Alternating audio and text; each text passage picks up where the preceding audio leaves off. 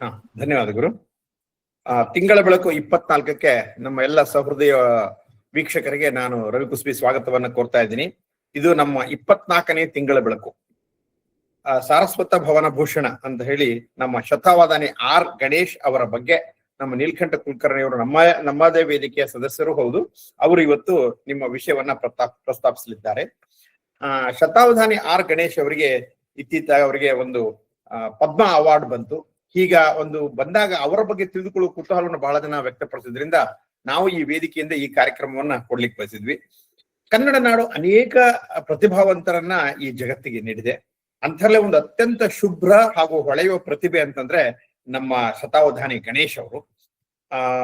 ಇವರ ಒಂದು ಪ್ರತಿಭೆಯನ್ನು ಯಾವ ರೀತಿ ಹೊಗಳಬೇಕೋ ಗೊತ್ತಿಲ್ಲ. ಯಾಕಂತಂದ್ರೆ ಎಲ್ಲದರಲ್ಲೂ ಪರಿಣಿತರಾಗಿದ್ದಾರೆ. ಇವರು ಮೂಲತಃ ಬಿ ಇಂಜಿನಿಯರಿಂಗ್ ಪದವಿಯನ್ನ ಪಡೆದು ಆಮೇಲೆ MSc ಮಾಡಿ, ಆದ್ರೆ ಅವರು ಜನಾನುರಾಗಿ ಆಗಿದ್ದು ಮಾತ್ರ ಕನ್ನಡ ಸಾಹಿತ್ಯದಲ್ಲಿ. ಸರಸ್ವತಿಯ ಒಂದು ದಯೆ, ಕೃಪೆ ಮತ್ತು ಆಶೀರ್ವಾದ ಎಲ್ಲವನ್ನೂ ಹೊಂದಿರುವರು ಅಂತಂದ್ರೆ ನಮ್ಮ ಆರ್ ಗಣೇಶ್ ಅವರು.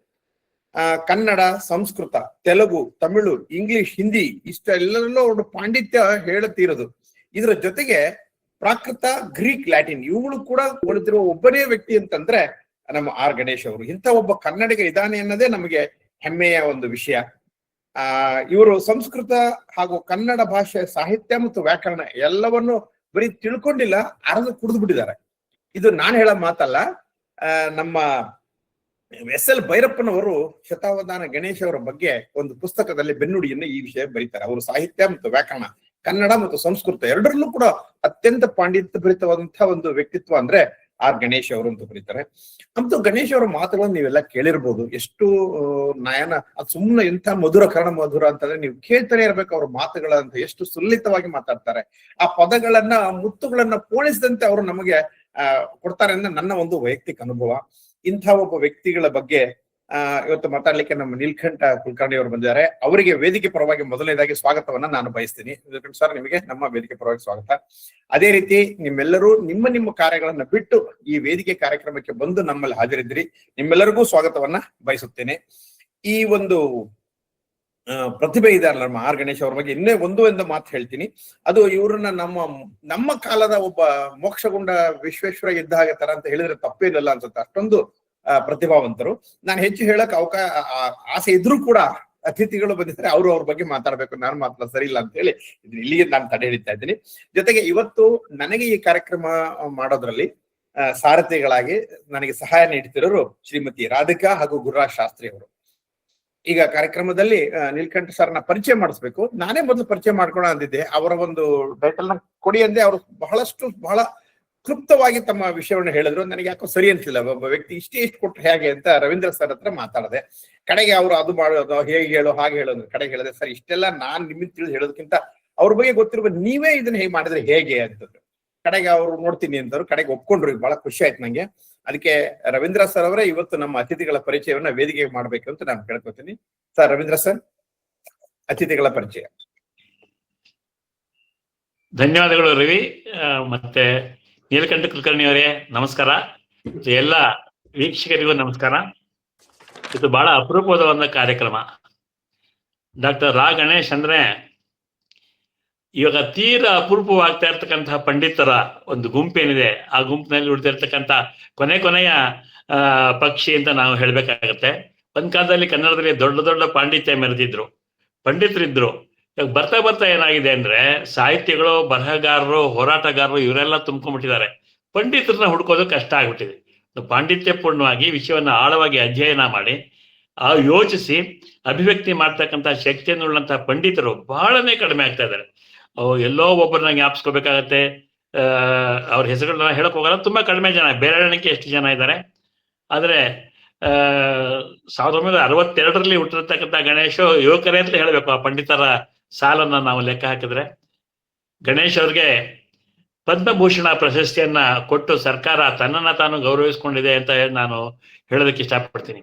ಯಾಕಂದ್ರೆ ಪದ್ಮ ಪ್ರಶಸ್ತಿಗಳ ಬಗ್ಗೆ ಬೇಕಾದಷ್ಟು ಚರ್ಚೆಗಳಾಗ್ತಾ ಇದೆ. ಆದ್ರೆ ಇವತ್ತು ಕನ್ನಡಿಗರಿಗೆ ನಮ್ಗೆಲ್ರಿಗೂ ಹೆಮ್ಮೆಯನ್ನ ತರ್ತಕ್ಕಂಥ ವಿಚಾರ ಅಂದ್ರೆ ಗಣೇಶ್ ಅವರಿಗೆ ಪದ್ಮಭೂಷಣವನ್ನ ಕೊಟ್ಟು ಗೌರವಿಸಿರ್ತಕ್ಕಂಥದ್ದು.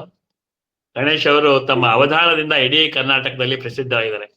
ಅವರ ಬಗ್ಗೆ ಬೇಕಾದಷ್ಟು ವಿಷಯಗಳಿದೆ. ರವಿ ತುಂಬಾ ಚೆನ್ನಾಗಿ ಹೇಳಿದ್ದಾರೆ. ನೀಲಕಂಠ ಕುಲಕರ್ಣಿ ಅವರು ಅವರ ಕೃತಿಯ ತೋರಣವನ್ನ ನಮಗೆ ತೋರಿಸ್ತಾ ಅದರ ಬಗ್ಗೆ ಎಲ್ಲ ಮಾತಾಡೋರು ಇದ್ದಾರೆ. ಆದ್ರಿಂದ ನಾನು ಅದರ ಬಗ್ಗೆ ಹೇಳೋಕ್ ಹೋಗೋದಿಲ್ಲ. ಆದ್ರೆ ಅವರಿಗೆ ಪದ್ಮಭೂಷಣ ಪ್ರಶಸ್ತಿ ಬಂದ ತಕ್ಷಣ ಅವರ ಬಗ್ಗೆ ಒಂದು ಕಾರ್ಯಕ್ರಮವನ್ನು ನಮ್ಮ ವೇದಿಕೆಯಲ್ಲೇ ಮಾಡಬೇಕು ಅಂತ ಹೇಳಿ ಅನ್ಸಿ ನಾನು ಮತ್ತೆ ರವಿ ಕುಸ್ಬಿ ಅವರು ಚರ್ಚೆ ಮಾಡ್ತಾ ಇದ್ದಾಗ ನಾವು ದೂರ ಕೈ ಚಾಚಬೇಕಾಗಿರ್ಲಿಲ್ಲ. ಈ ನೀಲಕಂಠ ಕುಲಕರ್ಣಿ ಅವರು ನಮ್ಮ ಅತಿಥಿ ಅಲ್ಲ, ಅವರು 8 ವರ್ಷಗಳಿಂದ ಅವರು ನಮ್ಮ ವೇದಿಕೆಯ ಸದಸ್ಯರೇ ಆಗಿದ್ದಾರೆ. ಅವರ ಹಲವಾರು ಲೇಖನಗಳು ನಮ್ಮ ವೇದಿಕೆಯಲ್ಲಿ ಪ್ರಸ್ತುತ ಆಗಿದೆ. ಆ ಪ್ರಸ್ತುತವಾಗಿರ್ತಕ್ಕಂಥ ಲೇಖನಗಳು ಪುಸ್ತಕ ರೂಪದಲ್ಲೂ ಪಡೆದಿದೆ. ಕುಲಕರ್ಣಿ ಅವರ ಬಗ್ಗೆ ಹೇಳ್ಬೇಕಾದ್ರೆ, ನೀಲಕಂಠ ಕೃಷ್ಣಾಜಿ ಕುಲಕರ್ಣಿ ಇವರು ಹಾವೇರಿ ಜಿಲ್ಲೆಯವರು, ಹಾನ್ಕಲ್ ತಾಲೂಕು, ಬಾಳಂಬೀಡು ಅಂತಕ್ಕಂಥ ಒಂದು ಗ್ರಾಮ. ಇವರ ತಂದೆ ಕೃಷ್ಣಾಜಿ ಕುಲಕರ್ಣಿ ಅವರು ಮತ್ತೆ ತಾಯಿ ಲಕ್ಷ್ಮೀಬಾಯಿ. ಇವರ ತಂದೆ ಬಗ್ಗೆ ಒಂದು ಮಾತನ್ನ ಅವರ ಸುಧಾ ಸುಪರ್ಣೀಯ ಗ್ರಂಥದ ಅರ್ಪಣೆಯಲ್ಲಿ ಬರೆದಿದ್ದಾರೆ. ನನಗೆ ಬಹಳ ಸಂತೋಷ ಆಯ್ತು ಅದನ್ನ ಓದ್ಬಿಟ್ಟು. ಅದರಿಂದ ನಿಮ್ಗೂ ಅದನ್ನ ಕೇಳಿಸ್ಬೇಕು ಅಂತ ನನ್ನ ಮನಸ್ಸಿಗೆ ಅನ್ನಿಸ್ತಾ ಇತ್ತು. ನೋಡಿ, ಬಾಲ್ಯದಲ್ಲೇ ಇವರಿಗೆ ಕನ್ನಡ ಮತ್ತು ಸಂಸ್ಕೃತವನ್ನ ಕಲಿಸ್ಕೊಟ್ಟವರು ಅವರ ತಂದೆ. ಎಷ್ಟು ಚೆನ್ನಾಗಿ ಈ ಪುಸ್ತಕದಲ್ಲಿ, ಈ ಪುಟ್ಟ ಪುಸ್ತಕದಲ್ಲಿ ಅರ್ಪಣೆ ಮಾಡಿದ್ದಾರೆ ಅಂತಂದ್ರೆ,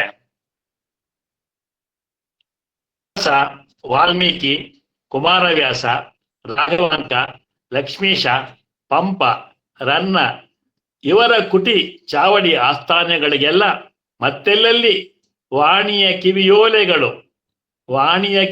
ಕಿವಿಯೋಲೆಗಳು ಕುಣಿದು ಕಲರವ ಮಾಡುತ್ತವೆಯೋ ಅಲ್ಲೆಲ್ಲ ನನ್ನ ಕೈ ಹಿಡಿದು ಸುತ್ತಾಡಿಸಿಕೊಂಡು ಬಂದ ಅಪ್ಪನಿಗೆ. ಇನ್ನು ನಾನೇನು ಹೇಳ್ಬೇಕಾದ್ದೇ ಇಲ್ಲ.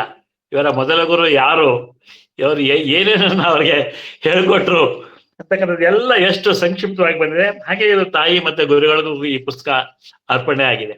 ತುಂಬಾ ಒಳ್ಳೆಯ ಒಂದು ಅರ್ಪಣೆಯನ್ನ ಮಾಡಿದ್ದಾರೆ. ಕುಲಕರ್ಣಿ ಅವರು ಬೆಂಗಳೂರಿನಲ್ಲೇ ಇರ್ತಾರೆ. ಓದಿದ್ದು ಇಂಜಿನಿಯರಿಂಗು ಬೆಳಗಾಂನಲ್ಲಿ ಅಂತ ಹೇಳಿದ್ರು.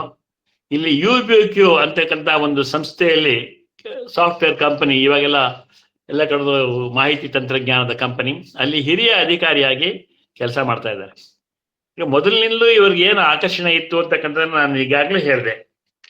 ಅದನ್ನ ಅವರು ಬೆಂಗಳೂರಿಗೆ ಬಂದ ಮೇಲೆ ಅವರು ಬೆಂಗಳೂರಿನಲ್ಲಿ ಅವರಿಗೆ ಜೊತೆ ಸಿಕ್ಕಿದ್ದು ಬಹಳ ಅವರ ಪುಣ್ಯ ಅಂತ ಅನ್ಸುತ್ತೆ. ನಮ್ಮೆಲ್ಲರ ಒಂದು ಭಾಗ್ಯ ಕೂಡ ಅದು. ಗಣೇಶ್ ಅವರ ಒಂದು ಗೆಳತನ. ಅವರ ಸುಧಾ ಸುಪರ್ಣೀಯಂ ಅಲ್ಲಿ ಮುಮ್ಮಾತಲ್ಲಿ ಒಂದು ಮಾತನ್ನ ಹೇಳ್ತಾರೆ.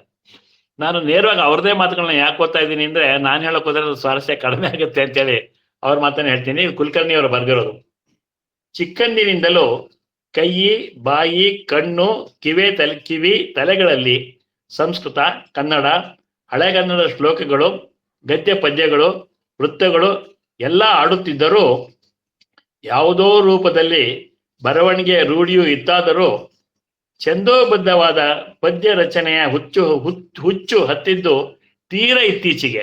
ಮದ್ಯಪಾನ ಬಳಗ ಭಾಷೆಯ ಹದ, ಶೈಲಿ, ಕಥನ, ಕಾವ್ಯಾಂಶಗಳ ಹೃದಯದಲ್ಲಿ ಹುದುಗಿದ್ದರೂ ಲಕ್ಷಣಯುತವಾಗಿ ಮಾಟವಾಗಿ ಪದ್ಯ ಬರೆಯುವಲ್ಲಿ ಶತಾವಧಾನಿ ಡಾಕ್ಟರ್ ರಾ ಗಣೇಶ್. ಆದಿಯಾಗಿ ಪದ್ಯಪಾನದ ಬಂಧುಗಳೆಲ್ಲರೂ ನನಗೆ ದಾರಿದೋರುಗಳೇ. ಇವರೆಲ್ಲರ ಒಂದು ಇಲ್ಲಿ ಸವಾಸಕ್ಕೆ ಬಂದ್ಮೇಲೆ ಹಳೆಗನ್ನಡವನ್ನ ಛಂದೋಬದ್ಧವಾಗಿ ಬರೀಲಿಕ್ಕೆ ಆರಂಭ ಮಾಡಿದ್ರು. ಬೇಕಾದಷ್ಟು ಬರವಣಿಗೆ ಕುಲಕರ್ಣಿ ಅವರು ಮಾಡಿದ್ದಾರೆ ಅನ್ಸುತ್ತೆ. ನಮ್ಮ ವೇದಿಕೆಯಲ್ಲೂ ಸಾಕಷ್ಟು ಕಡಿಮೆ ಅವ್ರು ಹಾಕಿದ್ದಾರೆ. ಬಹುಶಃ ಅವರ ಕೆಲಸ ಕಾರ್ಯಭಾರದಿಂದ ಆಗಿರ್ಬೋದು. ಮುದ್ರಣವಾಗಿ ಬಂದಿರತಕ್ಕಂಥದ್ದು 2 ಗ್ರಂಥಗಳು, 2 ಅಥವಾ 3 ಇರ್ಬೋದು ಅಂತ ಕಾಣಿಸುತ್ತೆ. ನಾನು 2 ಗ್ರಂಥಗಳನ್ನ ನೋಡಿದ್ದೇನೆ. ಒಂದು ಸುಧಾ ಸುಪರ್ಣೀಯಂ ಅಂತಕ್ಕಂಥ ಹಳೆಗನ್ನಡದ ಕಾವ್ಯ, ಹೊಸ ಕನ್ನಡ ತಾತ್ಪರ್ಯ ಸಹಿತ ಇದು ಪ್ರಕಟ ಆಗಿದೆ. ಮದ್ಯಪಾನ ಬಳಗದಿಂದನೇ ಪ್ರಕಟವಾಗಿದೆ. ಚಿದಾನಂದ ಅಂತಕ್ಕಂಥ ಅವರ ಪ್ರಬಂಧಗಳ ಸಂಕಲನ. ಆ ಪ್ರಬಂಧನೂ ಕೂಡ ನೀವು ಓದಿದ್ರೆ ಕನ್ನಡದ ಬಂಧ ಎಷ್ಟು ರಸವತ್ತಾಗಿ, ಅದು ಒಂದು ಪದ್ಯ ಥರನೇ ಇದೆ. ಹಳೆಗನ್ನಡ ಅಲ್ಲ, ಹೊಸ ಕನ್ನಡನೇ, ಆದರೆ ಬರವಣಿಗೆ ಅಷ್ಟು ಆಕರ್ಷಣೀಯವಾಗಿ ಸೆಳೆತವನ್ನ ಮಾಡಿದ್ರೆ. ಅವರು ಭಾರತ ಬಿಟ್ಟು ಬೇರೆ ಬೇರೆ ದೇಶಕ್ಕೆ ಹೋಗಿ ಹೋಟ್ಲ್ಗಳಿದ್ದು ಅಲ್ಲೆಲ್ಲ ಒಂದು ವ್ಯವಹಾರ ನಡೆಯೋದು, ಆ ಥರದ್ದನ್ನೆಲ್ಲ ಪ್ರಬಂಧದಲ್ಲಿ ಸೇರಿಸ್ಬೇಕಾದ್ರೂ ಅಷ್ಟು ಚೆನ್ನಾಗಿ ಅದನ್ನ ಪ್ರೆಸೆಂಟ್ ಮಾಡಿದ್ದಾರೆ. ಬಹುಶಃ ಕನ್ನಡಿಗರ ಒಂದು ಕಣ್ಣು ಇವರ ಒಂದು ಬರಹದ ಮೇಲೆ ಬೀಳ್ಬೇಕಾಗಿದೆ ಅಂತ ನನಗೆ ಅನ್ಸುತ್ತೆ. ಹೆಚ್ಚು ಬರಹ ಮಾಡಿ ಅದ್ರ ಪ್ರಕಟಣೆಗೆ ಬಂದ್ರೆ ಬಹುಶಃ ಎಲ್ಲರೂ ಅದನ್ನ ಗಮನಿಸ್ತಾರೆ ಅಂತ ಹೇಳಿ ನನಗೆ ಅನ್ಸುತ್ತೆ. ಆಮೇಲೆ ಕನ್ನಡದ ಪದ್ಯ ರಚನೆಯಲ್ಲಿ ಸ್ವಾಗತ. ನಮಸ್ಕಾರ ಸರ್. ನಮಸ್ಕಾರ ಗಣೇಶ್ ಅವ್ರಿಗೆ ನಮಸ್ಕಾರ. ಸುಧಾ ಸುಪರ್ಣೀಯಂ ಇದು ಅವರ ಈ ಪದ್ಯದ ಒಂದು ಗ್ರಂಥ. ಅದರಲ್ಲಿ ಒಂದು ಚಂಪು ಶೈಲಿಯ ಕಾವ್ಯ. ಇಲ್ಲಿ ಬಳಸಿದ ಛಂದಸ್ಸುಗಳು ಖ್ಯಾತ ಕರ್ನಾಟಕಗಳೆಂದು ಹೆಸರಾದ ಶಾರ್ದೂಲ, ಮತ್ತೇಭ ವಿಕ್ರೀಡಿತ, ಸಗ್ಧಾರ, ಮಹಾಸಗ್ಧಾರ, ಚಂಪಕೋತ್ಪಲ ಮಾಲೆ, ಮಿಕ್ಕಂತೆ ಕಂದ ಪದ್ಯಗಳು, ಉಪಜಾತಿ, ರಸೋದ್ಭತ, ಪೃಥ್ವಿ ಮೊದಲಾದ ಕೆಲವು ಪ್ರಕಾರಗಳು ಮತ್ತು ವಚನ ಕಾವ್ಯವು ಮೊದಲುಗೊಳ್ಳುವುದು. ಇದರಲ್ಲಿ ಮುಂದೆ ಅದನ್ನು ಗುರುತಿಸಿದ್ದಾರೆ. ಅದರ ಮುಂದೆ ಕಾವ್ಯ ಬೆಳ್ಕೊಂಡು ಹೋಗಿದೆ. ಇದನ್ನ ಗಣೇಶ್ ಅವರ ಒಂದು ಗರಡಿಯಲ್ಲಿ ಬೆಳೆದಂಥವ್ರು ನೀಲಕಂಠ ಕುಲಕರ್ಣಿಯವರು. ಹಾಗಾಗಿ ನಮ್ಮ ಎಲ್ಲರ ಕಡೆಯಿಂದ ಬಹಳ ದೊಡ್ಡ ನಿರೀಕ್ಷೆ ಕುಲಕರ್ಣಿಯವರ ಬಗ್ಗೆ ಇದೆ. ಇವತ್ತು ನಮಗೆ ಬಹಳ ಸಂತೋಷದ ವಿಷಯ ಅಂತಂದ್ರೆ, ನಮಗೆ ಎಲ್ಲರಿಗೂ ಆತ್ಮೀಯರಾಗಿರ್ತಕ್ಕಂಥ ಡಾಕ್ಟರ್ ರಾ ಗಣೇಶ್ ಅವರ ಬಗ್ಗೆ, ಕೃತಿ ತೋರಣದ ಬಗ್ಗೆ ನಮ್ಮವರೇ ಆದ ನೀಲಕಂಠ ಕುಲಕರ್ಣಿ ಅವರು ಮಾತಾಡ್ತಾ ಇರೋದು. ಅವರ ಬಗ್ಗೆ ನಾನು ಹೆಚ್ಚಿಗೆ ಮಾತಾಡೋಕೆ ಹೋಗಲ್ಲ. ಒಂದು ಸ್ವಲ್ಪ ಸೂಕ್ಷ್ಮ ಪರಿಚಯ ಕೊಟ್ಟಿದ್ದೀನಿ. ನಾನು ವೇದಿಕೆಯ ಎಲ್ಲ ಸದಸ್ಯರಲ್ಲೂ ನನ್ನ ಮನವಿ ಏನು ಅಂತಂದ್ರೆ, ನೀವು ದಯವಿಟ್ಟು ಅವರ ಸುಧಾ ಸುಪರ್ಣೀಯಂ ಹಾಗೂ ಚಿದಾನಂದ ಪುಸ್ತಕ ನನ್ನ ಹತ್ರ ತಕ್ಷಣದಲ್ಲಿ ಇಲ್ಲ. ಇದು ಪುಸ್ತಕ ಇದೆ. ಇನ್ನೂ 2 ಗಂಗಾ ತರಂಗಿಣಿ ಅಂತ ಒಂದು, ಆಮೇಲೆ ಇನ್ನೊಂದು ಪುಸ್ತಕ, ಅದು ಕೂಡ ಬಹಳ ಆಸಕ್ತಿಯುತವಾದದ್ದು. 3 ಜನ ಸೇರಿ ಬರ್ದಿದ್ದಾರೆ, ಕಾಕ ಶತಕಂ ಅಂತ ಹೇಳಿ. ಅದನ್ನ ವಿಡಂಬನಾತ್ಮಕವಾಗಿ ಬರ್ತಿರ್ತಕ್ಕಂಥ ಒಂದು ಪದ್ಯಮಾಲೆ. ಅದನ್ನು ತಗೊಂಡು ನೀವೆಲ್ಲ ಓದಿ. ನಮ್ಮ ಬಳಗದಲ್ಲಿ ಎಷ್ಟು ಸಾಹಿತ್ಯ ಸೌರಭ ಇದೆ, ಎಷ್ಟು ಜನ ಶಕ್ತಿವಂತರಿದ್ದಾರೆ, ಸಾಹಿತ್ಯದ ಬಗ್ಗೆ ಆಸಕ್ತಿ ಇದ್ದಾರೆ, ಬರವಣಿಗೆ ಮಾಡೋರು ಇದ್ದಾರೆ ಅಂತ ಅರ್ಥವಾಗುತ್ತೆ. ಇದಿಷ್ಟು ಮಾತುಗಳನ್ನ ಹೇಳಿ ನಾನು ಮತ್ತೊಮ್ಮೆ ಶ್ರೀ ನೀಲಕಂಠ ಕುಲಕರ್ಣಿ ಅವರಿಗೆ, ಡಾಕ್ಟರ್ ಗಣೇಶ್ ಅವರಿಗೆ ಸ್ವಾಗತ ಕೋರಿ ಈ ಕಾರ್ಯಕ್ರಮವನ್ನ ಬಹಳ ಚಂದವಾಗಿ ಸಂಘಟಿಸಿರ್ತಕ್ಕಂಥ ರವಿ ಕುಸುಬಿ ಅವರಿಗೆ ಅಭಿನಂದನೆ ಸಲ್ಲಿಸಿ ಮುಂದಿನ ಕಾರ್ಯಕ್ರಮ ನಡೆಸ್ಕೊಡ್ಬೇಕು ಅಂತ ಹೇಳಿ ಕೇಳ್ಕೊಡ್ತೀನಿ. ನಮಸ್ಕಾರ. ಧನ್ಯವಾದಗಳು ರವೀಂದ್ರ ಸರ್. ನಮ್ಮ ವೇದಿಕೆಯಲ್ಲಿ ನೀವು ಈಗ ಒಂದು ಅವರ ಬಗ್ಗೆ ಹೇಳಿದ್ರಿಂದ ಎಷ್ಟೇ ದೊಡ್ಡ ವ್ಯಕ್ತಿಗಳಾದ್ರೂ ಕೂಡ ಒಂದು ಸಣ್ಣ ಕಾರ್ಯವನ್ನು ಮಾಡ್ತಾರೆ ಅನ್ನೋದನ್ನ ನೀವು ಉದಾಹರಣೆ ಸಹಿತ ತೋರಿಸಿದಿರಿ. ನಿಮಗೆ ಮತ್ತೊಮ್ಮೆ ಧನ್ಯವಾದಗಳು ಅರ್ಪಿಸಿ ಈಗ ವೇದಿಕೆಯನ್ನ ನಮ್ಮ ಅತಿಥಿಗಳಾದಂತಹ ಶ್ರೀಯುತ ಅತಿಥಿಗಳು, ನಮ್ಮ ಸದಸ್ಯರು ಆದಂತಹ ಶ್ರೀಯುತ ನೀಲಕಂಠ ಕುಲಕರ್ಣಿ ಅವರಿಗೆ ಕೊಡ್ತಾ ಇದ್ದೀನಿ. ಸರ್, ನೀವು ಆರಂಭ ಮಾಡಿ. ಎಲ್ಲರಿಗೂ ನಮಸ್ಕಾರ. ನನ್ನ ಪರಿಚಯ ಆಗಲಿ, ನನ್ನ ಬಗ್ಗೆ ಹೇಳೋದಾಗ್ಲಿ ತುಂಬಾ ಜಾಸ್ತಿನೇ ಆಯ್ತು ನನ್ನ ಮಟ್ಟಿಗೆ. ನಾನು ಭಾಷಣ ಮಾಡುವ ಪ್ರವೃತ್ತಿಯವನಲ್ಲ. ಭಾಷಣ ಕಲೆಗೆ ಒಂದು ಏನು ಕೌಶಲ ಎಲ್ಲ ಬೇಕು ಅದು ನನ್ನಲ್ಲಿ ಇಲ್ಲ. ಆ ಒಂದು ದೃಷ್ಟಿಯಿಂದ ಮತ್ತೆ ಇವತ್ತು ಆಯ್ದುಕೊಂಡಂತ ವಿಷಯ ವಸ್ತು ಏನಿದೆ ಆ ದೃಷ್ಟಿಯಿಂದಲೂ ಕೂಡ ನಾನು ಇದಕ್ಕೆ ಒಂದು ಅನರ್ಹನೇ ಅಂತ ಹೇಳಬೇಕು.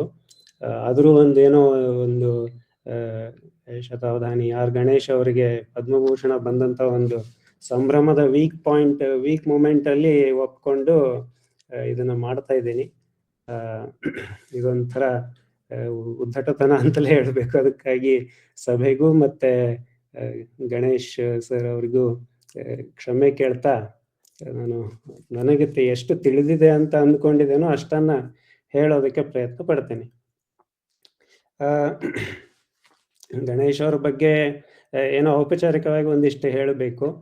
ನಮ್ಮ ನಾಡಿನ ಅವಧಾನ ಕಲೆ ಅನ್ನೋದು ಏನಿದೆ, ಅದು ಅವಧಾನ ಅಂತಂದ್ರೆ ಗಣೇಶ್ ಅವರು ಅಂದ್ರೆ ಅವಧಾನ ಅನ್ನೋ ಮಟ್ಟಿಗೆ ನಮ್ಗೆಲ್ರಿಗೂ ಪರಿಚಯ ಮತ್ತೆ ಅದರಲ್ಲಿ ಆಸಕ್ತಿ ಕೂಡ.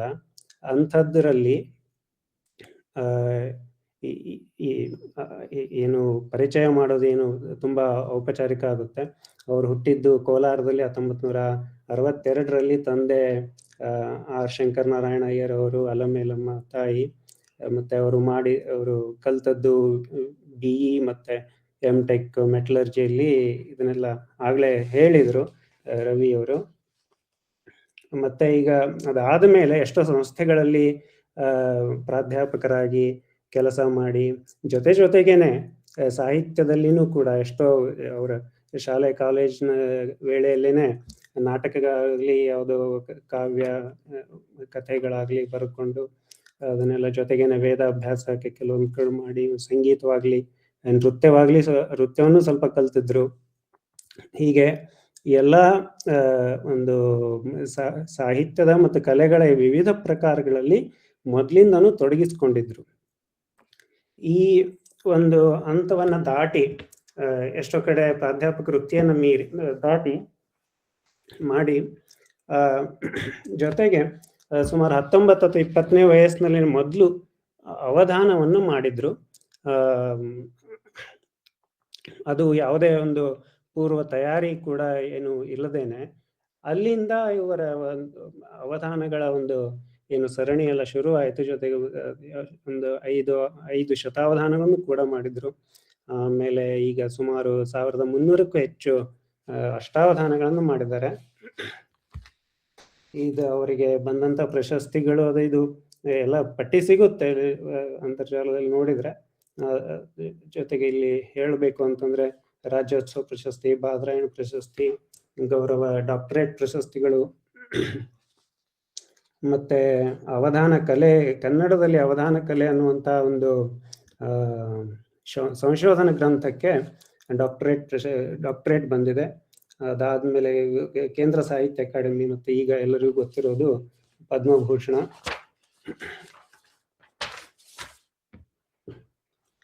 ಈಗ ಅವರ ಅವಧಾನ ಕಲೆ ಅದು ಒಂದು ನಮಗೆ ಎದ್ದು ಕಾಣುವಂಥದ್ದು. ಉಳಿದ್ದು ನಮಗೆ ಕಾಣದೇ ಇರೋದು ಅಥವಾ ನಿಕಟವಾಗಿ ನಾವು ಗುರುತಿಸದೇ ಇರೋದು ಅಂತಂದ್ರೆ ಅವರ ಬೇರೆ ಬೇರೆ ಕ್ಷೇತ್ರದಲ್ಲಿ ಅವರ ಕೊಡುಗೆ. ಅವಧಾನ ಕಲೆಯಲ್ಲಿ ಅಂತೂ ಅದು ಕನ್ನಡ ನಾಡಿನಲ್ಲೇ ಅದು ಮೂಲತಃ ಹುಟ್ಟಿದ್ದು ಅಂತ ಹೇಳ್ಬೋದಾದ್ರೂ ಆಮೇಲೆ ಆಂಧ್ರದಲ್ಲಿ ಬೆಳೀತು. ಆದ್ರೆ ಕನ್ನಡ ನಾಡಿನಲ್ಲಿ ಲುಪ್ತಪ್ರಾಯವಾಗಿ ಹೋಗ್ತಾ ಇರೋದನ್ನ ಮತ್ತೆ ಊರ್ಜೆಗೊಳಿಸಿ ಅದಕ್ಕೆ ಒಂದು ಉಚ್ಛ್ರಾಯದ ಮಟ್ಟವನ್ನ, ಅದು ಸುಮ್ಮನೆ ಮರಳಿ ತಗೊಂಡ್ ಬಂದ್ರು ಅಂತ ಅಲ್ಲ, ಅದಕ್ಕೆ ಮೊದಲು ಇರದಂತಹ ಒಂದು ಎತ್ತರವಾದ ಒಂದು ಅದಕ್ಕೆ ಆಕಾರವನ್ನು ಕೊಟ್ಟು, ಅಷ್ಟೇ ಸೊಗಸಾದ ಆಕಾರವನ್ನು ಕೊಟ್ಟು ನಮ್ಮ ಮುಂದೆ ನಿಲ್ಲಿಸಿದ್ದಾರೆ. ಅದರ ಜೊತೆಗೇನೆ ಈಗ ಎಷ್ಟೋ ಅವಧಾನಿಗಳು ಕನ್ನಡದಲ್ಲಿ ಮತ್ತೆ ಸಂಸ್ಕೃತದಲ್ಲಿ ನಮ್ಮ ನಾಡಿನವರೇ ತಯಾರಾಗಿರೋದು ತುಂಬಾ ಒಂದು ಹೆಮ್ಮೆಯ ಸಂಗತಿ. ಇದು ಒಂದು ಸಾಹಿತ್ಯಿಕ ಕ್ರೀಡೆ. ಹೆಚ್ಚಾಗಿ ಪದ್ಯ ರಚನೆ ಅಂತೂ ಇದ್ದೇ ಇರುತ್ತೆ. ಅದರ ಜೊತೆಗೇನೆ ಅದರ ಪದ್ಯಗಳ ಸ್ವಾರಸ್ಯ ಆಗ್ಲಿ, ಮತ್ತೆ ಸಭಾರಂಜನೆ, ಜನರನ್ನ ಹಿಡಿದಿಟ್ಕೊಳ್ಳೋದು, ಇದೆಲ್ಲ ಮುಖ್ಯವಾಗಿರುವಂತ ಒಂದು ಕಲೆ. ಎಷ್ಟೋ ಜನ ನೀವು ನೋಡಿರಬಹುದು. ಈ ಮೊದಲಿಗೆ ಇದ್ದಂತ ಒಂದು ಅವಧಾನದ ರೂಪುರೇಷೆಗಳಿಗೆ ಹೊಸದಾಗಿ ಇವರು ಕೆಲವೊಂದು ಅಂಶಗಳನ್ನು ಸೇರ್ಪಡೆ ಮಾಡಿದ್ರು. ಒಂದು ಮೊದಲು ಈ ಚಿತ್ರಕವಿತ್ವ ಅನ್ನೋದು ಅದು ಸಾಧ್ಯವೇ ಇಲ್ಲ ಅವಧಾನದಲ್ಲಿ ಮಾಡೋದು ಅಂತ ಏನು ಅನ್ಕೊಂಡಿದ್ರು ಆಂಧ್ರದಲ್ಲಿ ಎಲ್ಲ ಪ್ರಸಿದ್ಧ ಅವಧಾನಿಗಳು ಕೂಡ. ಅದನ್ನ ಇವರು ತಗೊಂಡು ಬಂದ್ರು ಮತ್ತು ಲೀಲಾಜಾಲವಾಗಿ ಅದನ್ನ ಮಾಡ್ತಾರೆ. ಅದ್ರ ಜೊತೆಗೆ ಬೇರೆ ಅವಧಾನಿಗಳು ಕೂಡ ಅದನ್ನ ಮಾಡ್ತಾರೆ. ಜೊತೆಗೇನೆ ಸಂಖ್ಯಾಬಂಧ, ಮತ್ತೆ ಪ್ರತಿಮಾಲೆ, ಮತ್ತೆ ಧಾತುವಿಗೆ ಮಾತು ಅಂತ ಆಗಿಂದಾಗಲೇ ಆಶುವಾಗಿ ಕೊಟ್ಟಂತ ಒಂದು ಧಾಟಿಗೆ ಗೀತವನ್ನ ರಚಿಸೋದು, ಮತ್ತೆ ಪ್ರತಿಮಾಲೆ ಅಂತ ಅಂತ್ಯಾಕ್ಷರಿ ತರದ ಒಂದು ಪದ್ಯಗಳ ವಿನಿಕೆಯ ಸರಣಿ ಅದು ಕೂಡ ಇರುತ್ತೆ. ಮತ್ತೆ ಆಶುವಾಗಿ ಅನುವಾದ ಮಾಡೋದು. ಈ ಸಂಸ್ಕೃತ ರೂಪಕಗಳು ಅದರ ಕೆಲವು ಭಾಗಗಳನ್ನ ಓದಿದ್ರೆ ಆಶುವಾಗಿ ಅಲ್ಲೇನೆ ಅವಧಾನ ಮಾಡಿ ಅನುವಾದ ಮಾಡಿ ಅದರ ಪದ್ಯಗಳನ್ನು ಕೂಡ ಅನುವಾದ ಅದೇ ಛಂದಸ್ಸು ಅಥವಾ ಬೇರೆ ಒಂದು ಒಪ್ಪುವಂತ ಕನ್ನಡಕ್ಕೆ ಒಪ್ಪುವಂತ ಛಂದಸ್ಸಿನಲ್ಲಿ ಅಲ್ಲೇನೆ ಏನ್ ಮಾಡಿ ವಾಚನ ಮಾಡೋದು. ಅಲ್ಲಿ ವಾಚಿಕಾಭಿನಯ ಅಂತೂ ಅದ್ಭುತವಾಗಿ ಮಾಡ್ತಾರೆ. ವಿಶೇಷತಃ ನಾಟಕಕ್ಕೆ ಬೇಕಾದಂತ ಒಂದು ಅಂಶ. ಜೊತೆಗೆ ನೃತ್ಯಕ್ಕೆ ಪದ್ಯ ಕೂಡ ಮಾಡ್ತಾರೆ. ಅಲ್ಲಿ ಕೆಲವೊಂದು ಅವಧಾನಗಳಲ್ಲಿ ನಾನೇ ನೋಡಿದ್ದು, ಒಳ್ಳೆಯ ಒಬ್ಬ ನರ್ತಕಿ ಅಥವಾ ನರ್ತಕ ಏನಾದ್ರೂ ನರ್ತನ ಮಾಡಿದ್ರೆ, ಯಾವ್ದಾದ್ರು ಅಭಿನಯ ಮಾಡಿದ್ರೆ ಅದು ಪ್ರಸಂಗ ಏನು, ಅದರ ಸ್ವಾರಸ್ಯಗಳು ಏನು, ಅದನ್ನು ಪದ್ಯದಲ್ಲಿ ಹೇಳಿ ಮತ್ತೆ ವಿವರಣೆಯನ್ನು ಕೊಟ್ಟು ಅದು ಎಲ್ಲ ಇರುತ್ತೆ. ಇಂತಹ ಒಂದು ವಿಶೇಷವಾದ ಅಂಶಗಳನ್ನ ಅವಧಾನಕ್ಕೆ ಸೇರಿಸಿ ಅದು ಅದರ ಒಂದು ಹೆಗ್ಗಳಿಕೆಯನ್ನು ಇನ್ನೂ ಹೆಚ್ಚಿಸಿದ್ದಾರೆ ಅಂತ ಹೇಳೋದು. ಸುಮಾರು 350-60ಕ್ಕೂ ಹೆಚ್ಚಿನ ಛಂದಸ್ಸುಗಳನ್ನು ಇವರು ಬಳಸಿದ್ದಾರೆ ಅವಧಾನಗಳಲ್ಲಿ. ಮತ್ತೆ ಒಂದೇ ದಿನದಲ್ಲಿ ಶತಾವಧಾನನೂ ಕೂಡ ಮಾಡಿದ್ದಾರೆ.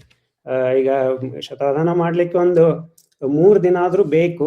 ಇವರು ಕೆಲವು ಆಕ್ಷೇಪಗಳು ಯಾರೋ ಎತ್ತಿದ್ದಕ್ಕೆ, ನೀವು ಮನೆಗೆ ಹೋಗಿ ರಾತ್ರಿ ತಯಾರಿ ಮಾಡಿಕೊಂಡು ಹಾಗೆ ವಾಪಸ್ ಬರೋದು, ಈಗ ಮರುದಿನ ಬರೋದು ಅಂತ ಹೇಳಿದ್ದಕ್ಕೆ, ಹಂಗಿದ್ರೆ ಒಂದೇ ದಿನದಲ್ಲಿ ಮಾಡಿಬಿಡ್ತೇನೆ ಅಂತ ಅದನ್ನೂ ಮಾಡಿದ್ದಾರೆ.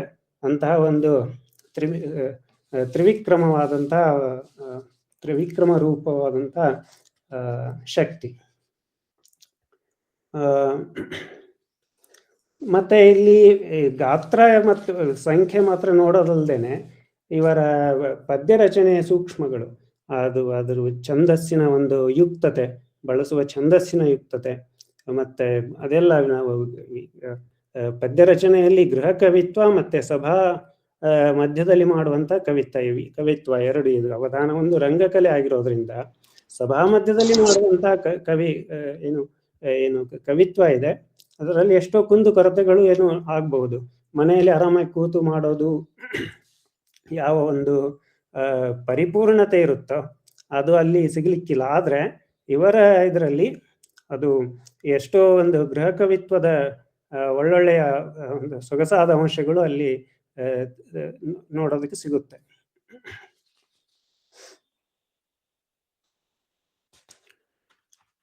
ಈಗ ಇನ್ನೊಂದು ಗಮನಿಸಬೇಕಾದಂತ ಒಂದು ಅಂಶ ಏನಂದ್ರೆ, ಅವಧಾನದಲ್ಲಿ ಸಾಮಾನ್ಯವಾಗಿ ಅವಧಾನ ಅಂತಂದ್ರೆ ಕೇಳಿದ ಪ್ರಶ್ನೆಗಳಿಗೆ ಉತ್ತರ ಕೊಡೋದು, ಪದ್ಯ ಎಲ್ಲ ರಚಿಸೋದು, ವಿವರಣೆ ಕೊಡೋದು, ಈ ತರ ಆಗುತ್ತೆ.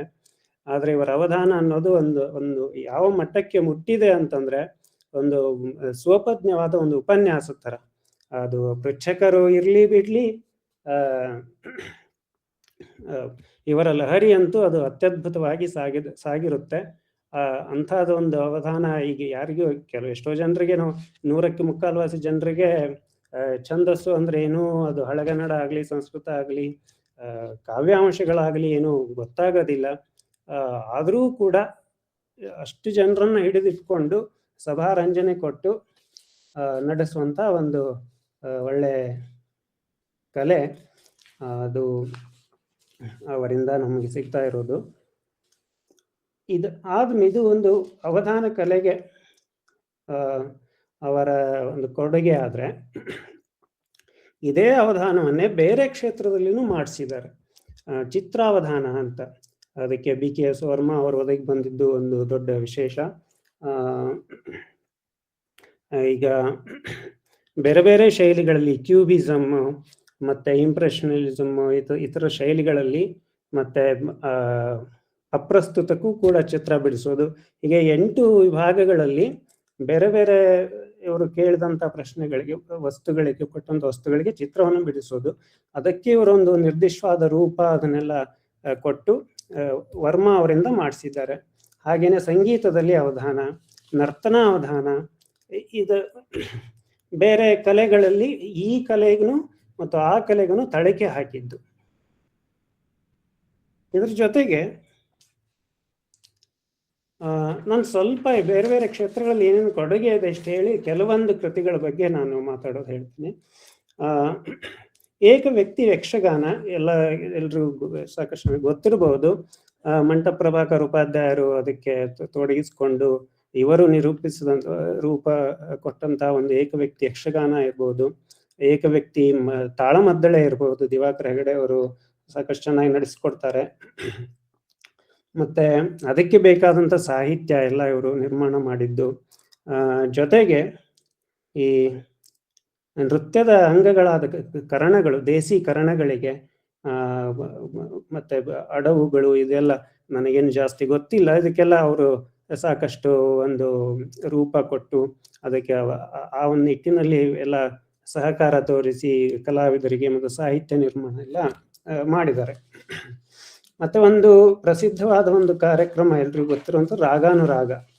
ಈ ಬೇರೆ ಬೇರೆ ರಾಗಗಳಲ್ಲಿ ಈ ಗ್ರಹಭೇದದಿಂದಾಗಲಿ ಅದರ ಬೇರೆ ಬೇರೆ ಒಂದು ಅಂಶಗಳಿಂದಾಗ್ಲಿ ಅದು ಹೇಗೆ ಒಂದು ರಾಗಕ್ಕೆ ಇನ್ನೊಂದು ರಾಗ ಹೇಗೆ ಸಂಬಂಧ, ಅದರದ ಆ ರಾಗದ ಹಿನ್ನೆಲೆ ಏನು, ಸ್ವಾರಸ್ಯಗಳೇನು, ಇದನ್ನೆಲ್ಲ ನಡೆಸಿಕೊಡುವಂತ ಇದನ್ನೆಲ್ಲ ತಿಳಿಸ್ಕೊಡುವಂತ ಒಂದು ಕಾರ್ಯಕ್ರಮ ರಾಗಾನುರಾಗ. ಅದನ್ನು ಒಂದು ರೂಪಿಸಿದ್ದಾರೆ. ಬೊಂಬೆ ಆಟಕ್ಕೆ ಸಾಹಿತ್ಯ ನಿರ್ಮಾಣ ಎಲ್ಲ ಕೊಟ್ಟಿದ್ದಾರೆ. ಮತ್ತೆ ಈ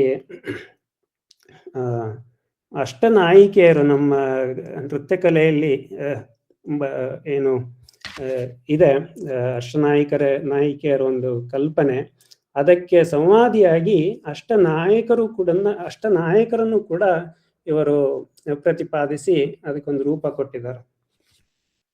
ಹಾಗೇನೆ ಕೆಲವು ಹೊಸ ರಾಗಗಳನ್ನು ಕೂಡ ಸೃಷ್ಟಿಸಿದ್ದಾರೆ.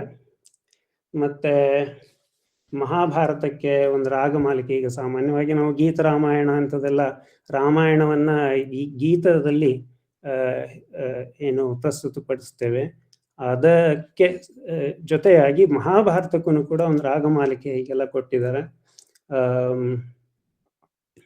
ಈ ತರದ್ ಎಲ್ಲ ಕೆಲವು ಕಾಣಿಕೆಗಳು ಸಂಗೀತ ನೃತ್ಯಕ್ಕೆ.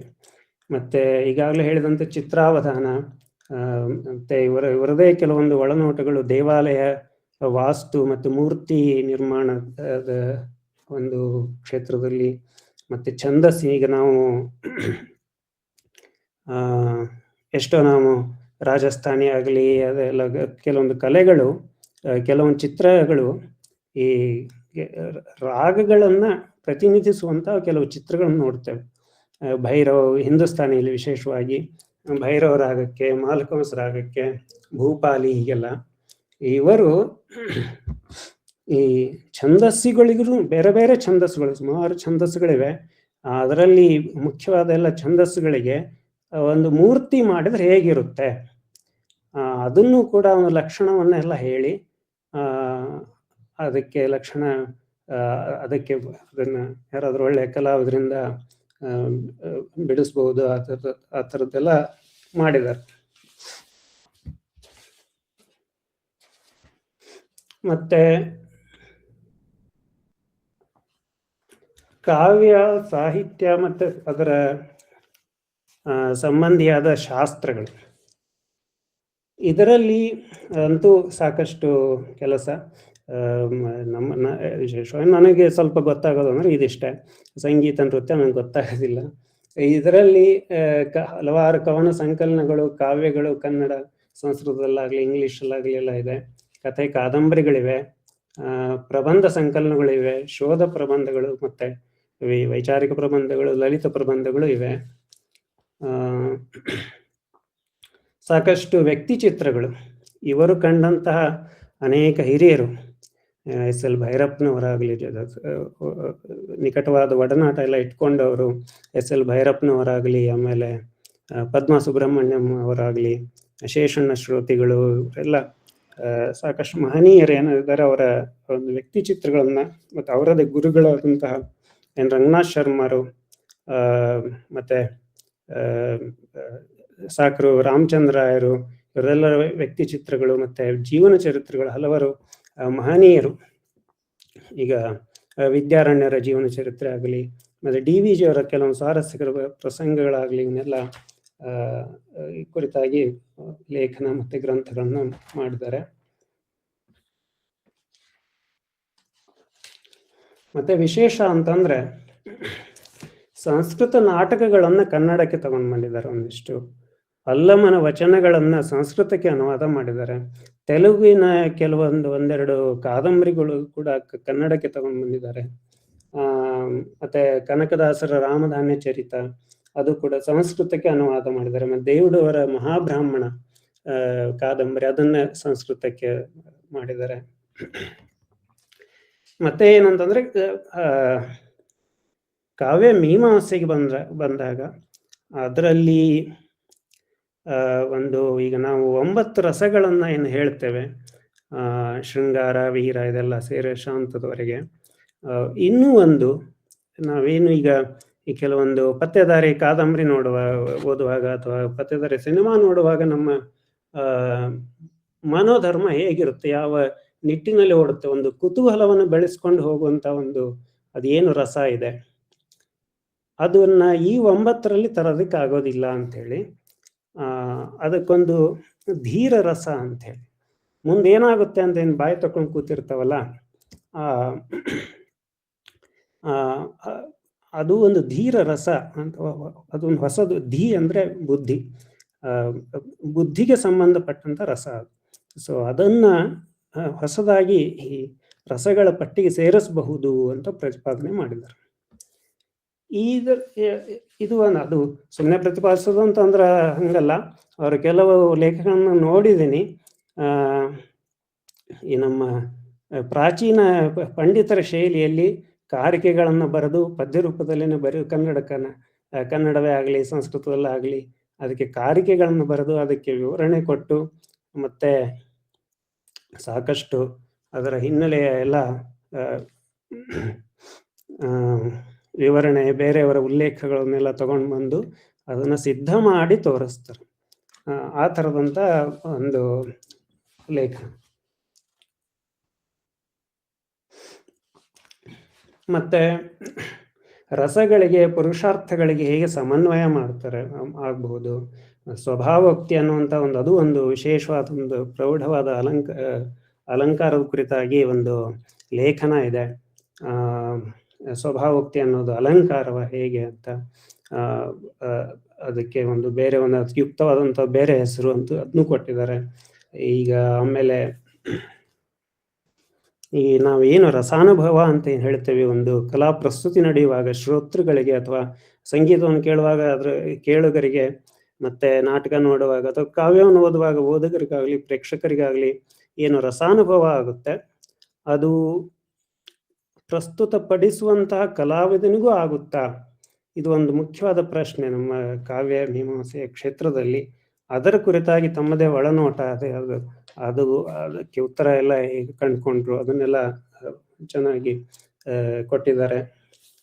ಹಾಗೇನೆ ಛಂದಶಾಸ್ತ್ರದಲ್ಲಿ ಅನೇಕವಾದ ಹಲವಾರು ಒಳನೋಟಗಳನ್ನು ಕೊಟ್ಟಿದ್ದಾರೆ. ತತ್ವಶಾಸ್ತ್ರದಲ್ಲಿ ಅವರ ಒಂದು 6 ದರ್ಶನಗಳು, ನಮ್ಮಲ್ಲಿ ಏನು ಷಡ್ದರ್ಶನಗಳು, ನ್ಯಾಯ, ಯೋಗ, ವೇದಾಂತ, ಪೂರ್ವಮೀಮಾಂಸ, ಇದೆಲ್ಲ ವೈಶೇಷಿಕ, ಇದೆಲ್ಲ ಇದೆ. ಇದೆಲ್ಲ ಕುರಿತಾದಂಥ ಒಂದು ಸಂಗ್ರಹವಾದ ಒಂದು ಪುಸ್ತಕ, ಷಡ್ದರ್ಶನ ಸಂಗ್ರಹ ಅಂತ. ಜೊತೆಗೆ ಒಂದು ವಿಶಿಷ್ಟವಾದ ಲೇಖನವೂ ಕೂಡ ಇದೆ, ಶಂಕರ ಆನಂದವರ್ಧನ ಅಂತ ಹೇಳಿ. ನಮ್ಮಲ್ಲಿ ಈಗ ಈ ಕಾವ್ಯ ಮೀಮಾಂಸೆಯ ಕುರಿತಾಗಿ ಒಂದು ಬಲು ದೊಡ್ಡದಾದಂಥ ಒಂದು ಕೊಡುಗೆ ಅಂತಂದ್ರೆ ಆನಂದವರ್ಧನ ರಸ ಸಿದ್ಧಾಂತ. ಹಾಗೇನೆ ಜೀವನ ಮೀಮಾಂಸೆ, ಈ ಜೀವನ ಒಂದು ಕಲೆಯ ಅರ್ಥ ಏನು, ಅದರ ಪರಮ ಉದ್ದೇಶ ಏನು ಅಂತಂದ್ರೆ ರಸವೇ. ಅದನ್ನು ಕಲೆಯನ್ನು ಆಸ್ವಾದಿಸುವವರಿಗೆ ಸಿಗುವಂಥದ್ದು ರಸ. ಹಾಗಿದ್ರೆ ಈ ಜೀವನಕ್ಕೇನರ್ಥ, ಬದುಕೋರಿಗೆ ಆತ್ಯಂತಿಕವಾಗಿ ಕೊನೆಗೆ ಸಿಗಬೇಕಾದ ಫಲ ಏನು ಅಂತ. ಕೊನೆಗೆ ಅಂದ್ರೆ ಸತ್ಮೇಲೆ ಅಂತಲ್ಲ, ಇರುವಾಗ್ಲೇನೆ ಸಿಗುವಂಥದ್ದು ಅತ್ಯಂತ ದೊಡ್ಡದಾದ ಫಲ ಏನು ಅಂತಂದ್ರೆ ಬ್ರಹ್ಮವಸ್ತು ಅಂತ, ಸಾಕ್ಷಾತ್ಕಾರ ಅಂತ, ಅದು ಬ್ರಹ್ಮಾನಂದ ಅಂತ. ಈ ಬ್ರಹ್ಮಾನಂದ ಕುರಿತಾಗಿ ವೇದಾಂತದ ಕುರಿತಾಗಿ ಕೊಟ್ಟಂತಹ ಕೊಡುಗೆ ಶಂಕರರದು. ಈ ಮತ್ತೆ ಕಲೆಯ ಕ್ಷೇತ್ರದಲ್ಲಿ ಕೊಟ್ಟಂತ ದೊಡ್ಡದಾದ ಕೊಡುಗೆ ಆನಂದವರ್ಧನ. ಇವೆರಡರ ನಡುವಿನ ಸಮೀಕರಣ, ಸಮನ್ವಯ ಹೇಗೆ ಒಂದಕ್ಕೊಂದು ಹೇಗೆ ಹೋಲಿಸ್ಕೊಳ್ತವೆ, ಯಾವ ಅಂಶಗಳು ಸಮಾಧಿಯಾಗಿ ನಿಲ್ತವೆ ಅವೆರಡರ ನಡುವೆ, ಇದರ ಕುರಿತಾಗಿ ಶಂಕರ ಆನಂದವರ್ಧನ ಅನ್ನೋ ಒಂದು ಲೇಖನ ಇದೆ.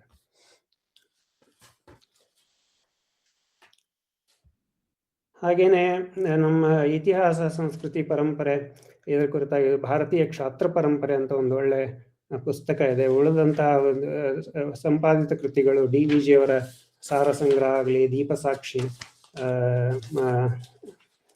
SR ರಾಮಸ್ವಾಮಿಯವರ ಕುರಿತಾಗಿ ನಿರ್ಲಿಪ್ತಿ ಅಂತ, ಭೈರಪ್ಪನವರ ಕುರಿತಾದ ಕೃತಿಗಳ ಕುರಿತಾದಂಥ ಒಂದು ಸಂಪಾದನೆಗೊಂಡಂತ ಒಂದು ಪುಸ್ತಕ. ಹಾಗೆ ನಿತ್ಯ ನೀತಿ, ದ್ರಾವಿಡ ಛಂದಸ್ಸು, ಇವು ಕೆಲವೊಂದು ಸಂಪಾದಿತ ಕೃತಿಗಳು. ಈ ಒಟ್ಟಿನಲ್ಲಿ ಇವರು ದುಡಿದದ್ದು ಕಲೆಯ ಸಾಹಿತ್ಯ ಕಲೆಗಳ ಸುತ್ತಮುತ್ತ ಏನೇನು ಒಂದು ರಸವನ್ನು ಕೊಡುವಂತಹ ಏನೇನು ಕ್ಷೇತ್ರ ಇದೆ ಅದರಲ್ಲೆಲ್ಲ ತಾವು ದುಡಿದಿದ್ದಾರೆ. ಅವರಿಗೆ ಒಂದು ಜೀವನಕ್ಕೆ, ಇಡೀ ಒಂದು ಜೀವನಕ್ಕೆ ಸೂತ್ರಪ್ರಾಯವಾದಂತಹ ಒಂದು ಶ್ಲೋಕ ಇದೆ. ಯೋಗಾನಂದಮಯ ಕೇಚಿತ್ ಭೋಗಾನಂದ ಪರೇ ವಯಂ ಸರ್ವಪ್ರದಾತಾರಂ ರಸಾನಂದ ಮುಪಾಸ್ಮಹೆ ಅಂತ. ಒಂದು ಜಗತ್ತಿನಲ್ಲೇ ಮುಳುಗಿ ಬಿಡೋದು ಅದು ಭೋಗಾನಂದ, ಇನ್ನೊಂದು ಜಗತ್ತನ್ನು ದಾಟಿಕೊಂಡು ಹೋಗಿಬಿಡೋದು ಅದು ಯೋಗಾನಂದ. ಅದನ್ನು ಕೆಲವರು ಹಿಡ್ಕೊಳ್ತಾರೆ, ಇದಂತೂ ಕೆಲವರು ಹಿಡ್ಕೊಳ್ತಾರೆ. ಕೆಲವರು ಅಂತಂದ್ರೆ ಅದು ಅನುಪಾತ ಸಾಕಷ್ಟು ದೊಡ್ಡದೇನೆ. ಕೋಟಿಗೆ ಒಬ್ರು ಮಾತ್ರ ಯೋಗಾನಂದಕ್ಕೆ ಹೋಗೋದು. ಇಲ್ಲಿ ಮಧ್ಯದಲ್ಲಿ ಒಂದು ಸುವರ್ಣ ಮಾರ್ಗ ಅಂತ ಒಂದಿದೆ. ಜಗತ್ತಿನಲ್ಲಿ ಇದ್ದುಕೊಂಡು ಕೂಡ ಯೋಗಾನಂದದ ಒಂದು ಏನು ನಿರ್ವಿಶೇಷವಾದ ಸ್ಥಿತಿಗೆ ಹೋಗದೇನೆ ಜಗತ್ತಿನಲ್ಲಿ ಇದ್ದೂ ಕೂಡ ಅದರ ಒಂದು ಝಲಕನ್ನು ಪಡೆಯುವಂತಹದ್ದು ಒಂದು ಕಲೆಯ ಆಸ್ವಾದ. ಅದು ರಸಾನಂದ ಅಂತ ಹೇಳ್ತಾರೆ. ಅದಕ್ಕೆ ಬ್ರಹ್ಮಾನಂದ ಸಹೋದರ ಅಂತ. ಅದನ್ನ ನಾನು ಹಿಡ್ಕೊಳ್ತೇನೆ ಅನ್ನೋದು ಅವರ ಇಡೀ ಜೀವನದ ಒಂದು ತತ್ವ. ಈ ಕಲೆಗೆ ತೆತ್ತುಕೊಂಡವರು ಯಾವಾಗಲೂ ಏನೋ ಸ್ವಲ್ಪ ಹಂಗೆ ಮೇಲ್ಮೇಲಿನ ಒಂದು ಬದುಕನ್ನು ಬದುಕ್ತಾರೆ. ಅವರಿಗೆ ಗಟ್ಟಿಯಾದ ಒಂದು ಜೀವನದ ಮೌಲ್ಯಗಳಾಗಲಿ ಅದು ಇರೋದಿಲ್ಲ ಅಂತ ಒಂದು ಸಾಮಾನ್ಯವಾಗಿ ನಾವು ಅಂದ್ಕೊಂಡಿರ್ತೇವೆ. ಅದು ಎಷ್ಟೋ ಪಾಲು ಅದು ಸತ್ಯವೇ ಆಗಿರುತ್ತೆ ಎಲ್ಲ ಕಲಾವಿದರ ಪೈಕಿ ಬಗೆಗೆ. ಆದರೆ ಇವ್ರದ್ದು ಮಾತ್ರ ತುಂಬ ಒಂದು ಜಗತ್ತಿನ ಒಂದು ಜೀವಗಳ ನಡುವಿನ ಒಂದು ಸಂವೇದನೆ, ಅದೆಲ್ಲ ಮತ್ತು ಧರ್ಮ ದೃಷ್ಟಿ ಅಂತ ಏನಿದೆ ಅದನ್ನು ಸಾಕಷ್ಟು ನಚ್ಚಿಕೊಂಡಿದ್ದಾರೆ. ಯಾವುದದ್ದು ಅವರಿಗೆ ರಕ್ತಗತವಾಗಿಯೇ ಇರುವಂಥದ್ದು. ನಾನು ಪರಿಚಯ ಆಗಿರೋ ಒಂದು ಸ್ವಲ್ಪ ದಿನದಲ್ಲಿ ಒಂದು ಅವರೊಂದು ಅಂತರ್ಜಾಲ ಹುಡುಕಿದ್ರೆ ಒಂದು ಫೋಟೋ ಸಿಗುತ್ತೆ. ಆದರೆ ಅವರ ಒಂದು ಫೋಟೋದ ಹಿಂದ್ಗಡೆ ಅಲ್ಲಿ ಸ್ವಲ್ಪ ದೂರದಲ್ಲಿ ಒಂದು ನಾಯಿ ಮಲಗಿದೆ. ಅದನ್ನ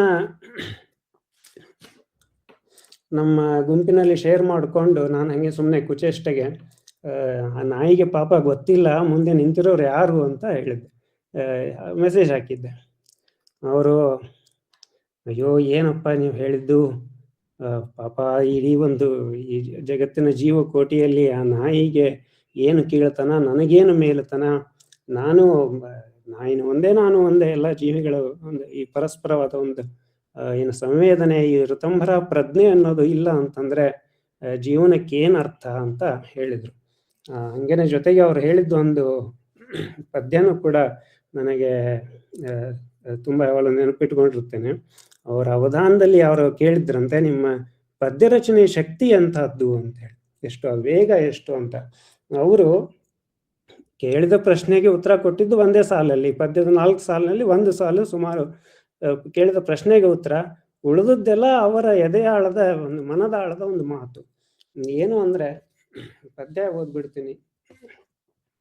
ಘಂಟಾ ಮಾತ್ರ ಶತಾಧಿಕಾಢ್ಯ ರಸವತ್ ಪದ್ಯಪ್ರದಂ ಶಕ್ತಿ ತಾನುಂಟಿರ್ದುಂ ಪರಭಾರತೀ ಕೃಪೆಯಿಂತಾಂ ದುಃಖಿ ಕಂಡಿಂದು ದಿಕ್ಕೆಂಟಂ ಲೋಕದೊಳಾರ್ತಿಯಂ ಪಸಿವೆಯಂ ಕಂಗೆಟ್ಟುದಂ ಮತ್ತೆ ಕಗ್ಗಂಟಂ ಮತ್ಕವನಂ ಶ್ಲಥೀಕರಿಸದೆಂದೀ ಬಾಳ್ತೆಯ ಸುಯ್ಯುತಂ. ಅಂದ್ರೆ ನನ್ನ ಶಕ್ತಿ ಇರೋದು ಎಂಥದ್ದು ಅಂತಂದ್ರೆ 1 ಗಂಟೆಯಲ್ಲಿ 100 ರಸವತ್ತಾದ ಪದ್ಯಗಳನ್ನು ಹೇಳಬಲ್ಲೆ. ಆದ್ರೆ ಅದರಿಂದ ಪ್ರಯೋಜನ ಏನು?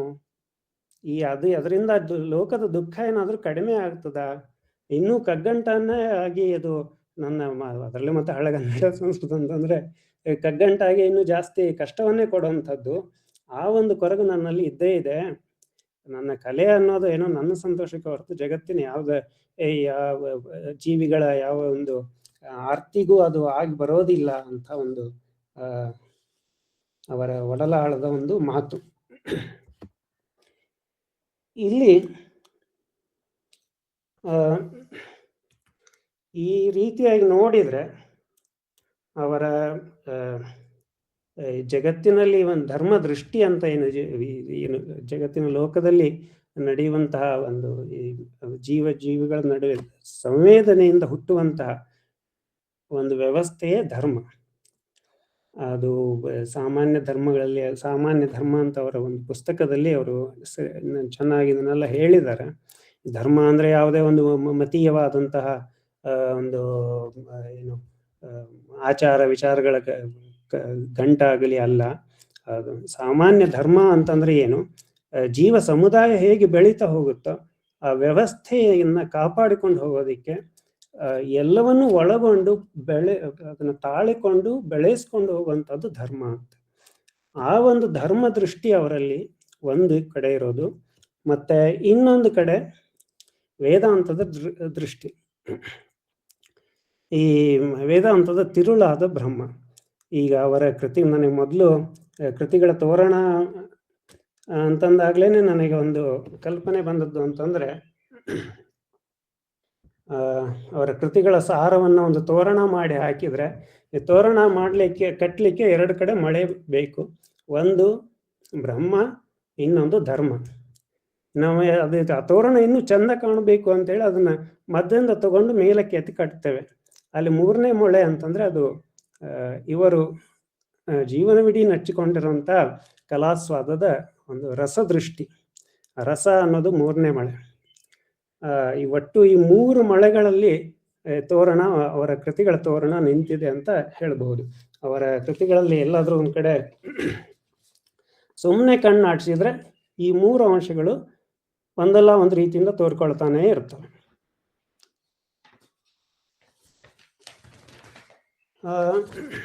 ಕೆಲವು ಕೃತಿಗಳನ್ನ ನಾನು ಇನ್ನೆಷ್ಟು ಒಂದು 10-15 ನಿಮಿಷ ತಗೊಳ್ಬಹುದೇನೋ, ಅಷ್ಟೇ ಸಮಯ ಇರೋದು. ಅಭಿರುಚಿ ಅಂತ ಒಂದು ಇದು ಲಲಿತ ಪ್ರಬಂಧಗಳ ಸಂಕಲನ, ಮತ್ತೆ ಇವರ ಸಾಕಷ್ಟು ಇವರ ಉಪನ್ಯಾಸಗಳಲ್ಲಿ ಹೆಚ್ಚಾಗಿ ಕಾಣಿಸೋದಿಲ್ಲ, ಆದ್ರೆ ಬರಹಗಳಲ್ಲಿ ತುಂಬಾ ಪೆಡಸಾದ ಭಾಷೆ, ಅರ್ಥವಾಗೋದಿಲ್ಲ ಅನ್ನುವಂಥ ಪದಗಳ ಕ್ಲಿಷ್ಟತೆ ಅದೆಲ್ಲ ಇರುತ್ತೆ. ಅದರಲ್ಲಿ ಕೆಲವಾರು ಕೃತಿಗಳಲ್ಲಿ ಅದು ಇರೋದಿಲ್ಲ.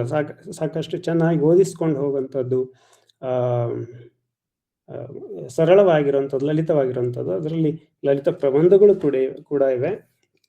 ಲಲಿತ ಪ್ರಬಂಧಗಳು ಅಂತಂದ್ರೆ ಸುಮ್ಮನೆ ಹಾಳು ಹರಟೆ ಎಲ್ಲ ಇರೋದಿಲ್ಲ. ಅದ್ರ ಜೊತೆ ಅವು ಸಾಕಷ್ಟು ವೈಚಾರಿಕವಾಗಿಯೇ ಇರುವಂತಹ ಒಂದು ಶೈಲಿ. ಜೊತೆಗೆ ಇವರ ಹಲವಾರು ಪ್ರಬಂಧ ಸಂಕಲನ, ಹಾಸು ಬೀಸು, ಅಕ್ಕಳ ಬಳ್ಳೆ ಸಂಬಂಧ, ಭಾಷಾಭೃಂಗದ ಬೆನ್ನೇರಿ, ಮತ್ತೆ ಪರೋಕ್ಷ, ಹೀಗೆಲ್ಲ ಇದರಲ್ಲಿ ಸಾಕಷ್ಟು ಭಾಷೆ ಕುರಿತಾಗಿ ನಮ್ಮ ಇಂಥ ಸುಧಾರಣೆ ಕನ್ನಡಕ್ಕೆ ಬೇಕೆ ಅಂತ ಒಂದು ಪ್ರಬಂಧ ಇದೆ. ನಾವೇನು ಇತ್ತೀಚೆಗೆ ನಾವು ಎಲ್ಲರ ಕನ್ನಡ ಅದು ಇದು ಅಂತ ಎಲ್ಲ ಮಾತಾಡ್ತೇವೆ. ಅದರಲ್ಲಿ ಒತ್ತಕ್ಷರ ಇರೋದಿಲ್ಲ, ಮಹಾಪ್ರಾಣ ಇರೋದಿಲ್ಲ, ಅದೆಲ್ಲ ಇಂಥದ್ದೆಲ್ಲ ಅದನ್ನ ಮಾತಾಡೋದಕ್ಕೂ ಆಗೋದಿಲ್ಲ ಅಂಥದ್ದು ಭಾಷೆ ಏನಿದೆ. ಅದರ ಒಂದು ಎಲ್ಲ ಕಟುವಾದ ವಿಮರ್ಶೆ ಅದರಲ್ಲಿದೆ. ತ್ರಿವಿಕ್ರಮ ಕನ್ನಡ ಅಂತ ಇನ್ನೊಂದು ಒಳ್ಳೆಯ ಒಂದು ಪ್ರಬಂಧ. ಅದರಲ್ಲಿ ಹೊಸಗನ್ನಡ, ಹಳಗನ್ನಡ, ನಡುಗನ್ನಡಗಳು ನಮ್ಮ ಗದ್ಯ, ಪದ್ಯ ಮತ್ತು ಗೀತಗಳಿಗೆ ಹೇಗೆ ಒಪ್ಪವಾಗಿ, ಅದಕ್ಕೆ ಸಹಕಾರಿಯಾಗಿ ಹೇಗೆ ಇಡೀ ಕನ್ನಡ ಒಂದು ತ್ರಿವಿಕ್ರಮ, 3 ಹೆಜ್ಜೆಗಳನ್ನು ಉಳ್ಳದ್ದು. ಹೊಸಗನ್ನಡ ಗದ್ಯಕ್ಕೆ ತುಂಬಾ ಒದಗಿ ಬರುವಂತಹದ್ದು, ಹಳಗನ್ನಡ ಪದ್ಯಕ್ಕೆ, ಹಾಡ್ಲಿಕ್ಕೂ ಅಲ್ಲ, ಸುಮ್ಮನೆ ಗದ್ಯದಂತೆ ಓದೋದು ಅಲ್ಲ, ಅದು ಪದ್ಯ. ಹಳಗನ್ನಡ ಒದಗಿ ಬರುತ್ತೆ ಛಂದೋಬದ್ಧವಾಗಿ, ವಿಶೇಷವಾಗಿ ಮಾಡಬೇಕು ಅಂತಂದ್ರೆ. ನಡುಗನ್ನಡ ಅದು ಗೀತಕ್ಕೆ ಒದಗಿ ಬರುವಂತಹದ್ದು. ಈ ಸಾಮಾನ್ಯವಾಗಿ ಈಗಲೂ ನೋಡಿದ್ರೆ ಸಿನಿಮಾ ಹಾಡುಗಳಲ್ಲಿ ನಾವು ಸುಮ್ಮನೆ ಮಾತಾಡೋ ಥರದ್ದು ಎಲ್ಲ ಹಾಕೋದಿಲ್ಲ, ಅದು ಸ್ವಲ್ಪ ಬೇರೆನೇ ಆಗಿರ್ತದೆ. ನಡುಗನ್ನಡದ ಒಂದು ಛಾಯೆಗೆ ಸೇರಿಸುವಂಥದ್ದು ಅಂಥದ್ದೆಲ್ಲ ಒಳನೋಟಗಳನ್ನ ಕೊಟ್ಟಿದ್ದಾರೆ. ಮತ್ತೆ ಭಾರತೀಯ ಕಲೆಗಳ ವಿಕಾಸ ಮತ್ತು ಏಕತೆ, ಸಂಗೀತದಲ್ಲಿ ರಸ.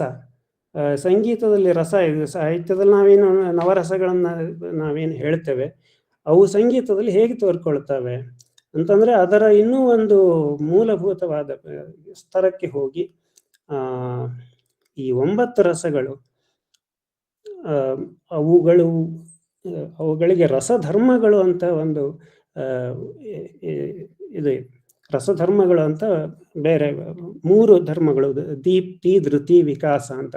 ಅಂದ್ರೆ ಅವು ಕೆಲವು ರಸಗಳು ನಮ್ಮ ಮನಸ್ಸನ್ನು ಕರಗಿಸ್ತವೆ, ಕೆಲವು ರಸಗಳು ನಮ್ಮ ಮನಸ್ಸಿಗೆ ವೈಶಾಲ್ಯವನ್ನು ಕೊಡ್ತವೆ, ಕೆಲವು ರಸಗಳು ನಮಗೆ ನಮ್ಮ ಮನಸ್ಸನ್ನ ದೀಪ್ತಗೊಳಿಸ್ತವೆ. ಅಂದ್ರೆ ಏನಂತಾರೆ, ಎದ್ದು ಉರಿಯುತ್ತೆ ಅನ್ನೋ ಥರದ್ದು, ವೀರ, ಇಂಥದ್ದೆಲ್ಲ ಕೆಲವೊಂದು ರಸಗಳು. ಈ ರಸಧರ್ಮಗಳ ದೃಷ್ಟಿಯಿಂದ ಸಂಗೀತದಲ್ಲಿ ರಸ ಹೇಗೆ ನಿಷ್ಪನ್ನವಾಗುತ್ತೆ, ಅಂದ್ರೆ ಸಂಗೀತದ ಆಸ್ವಾದ ಹೇಗೆ ನಡೆಯುತ್ತೆ ಅನ್ನೋದ್ರ ಬಗ್ಗೆ ಒಂದು ಶಾಸ್ತ್ರಬದ್ಧವಾದ ವಿಚಾರಣೆ.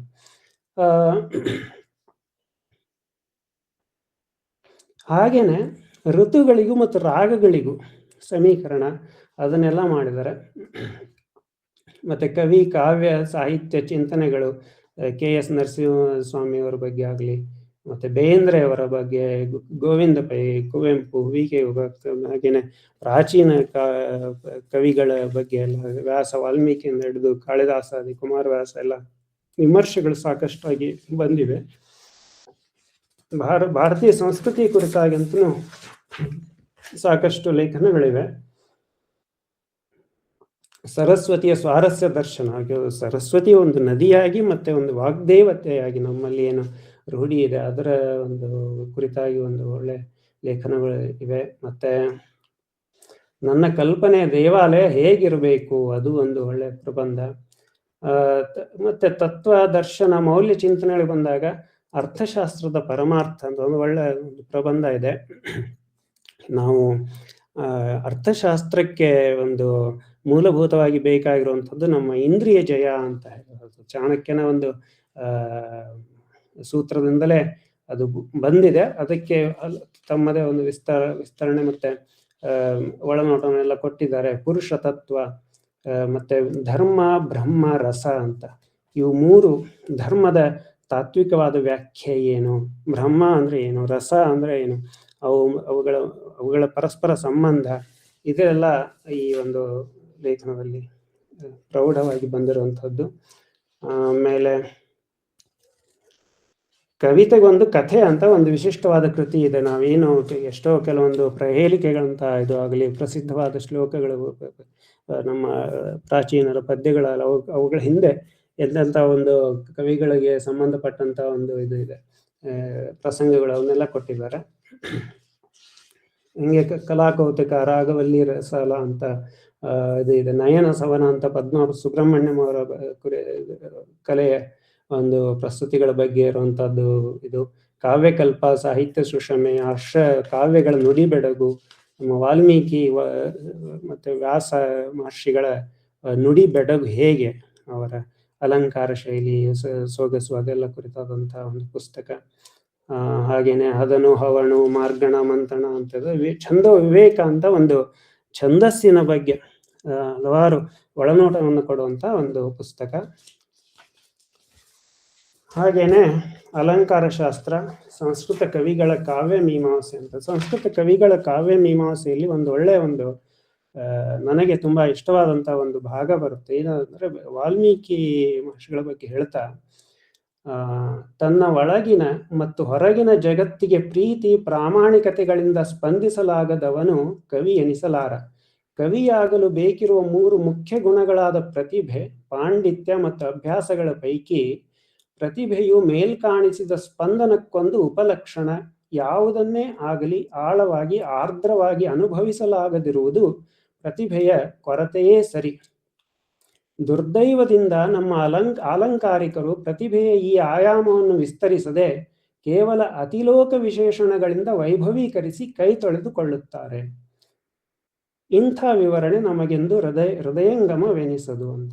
ಇದನ್ನ ಯಾಕೆ ಎತ್ತಿ ಹೇಳ್ತಾ ಇದ್ದೇನೆ ಅಂತಂದ್ರೆ, ಪ್ರತಿಭೆ ಏನೋ ಒಂದು ಗಾಡ್ ಗಿಫ್ಟ್ ಅಂತ ಹೇಳಿದ್ರು, ದೈವದತ್ತವಾದ ಕೃಪೆ ಅವನಿಗೆ, ಅವನ ಪೂರ್ವಜನ್ಮ ವಿಶೇಷ ಪುಣ್ಯ ಹೀಗೆಲ್ಲ ಹೇಳಿ ನಾವು ದಾಟ್ಕೊಳ್ತೇವೆ. ಆದ್ರೆ ಆ ಪ್ರತಿಭೆಯನ್ನು ಬೆಳೆಸ್ಕೋಬೇಕು ಅಂತಂದ್ರೆ ನಮ್ಮದು ಸಾಕಷ್ಟು ಒಂದು ಅದಕ್ಕೆ ಆ ಸಿದ್ಧಿಗೆ ನಮ್ಮ ಸಾಧನೆ ಹೇಗೆ ಒದಗಿ ಬರುತ್ತೆ ಅಂತ ಹೇಳಿ ಅದರಲ್ಲಿ ಮಗ್ನಾಗಿ ಅದನ್ನ ಸತತವಾಗಿ ಅದನ್ನು ಅಂತ ಪ್ರತಿಫಲನ ಎಲ್ಲ ಮಾಡಿಕೊಂಡು ಆ ಪ್ರತಿಭೆಯನ್ನು ನಾವು ತಂದುಕೊಳ್ಬಹುದು.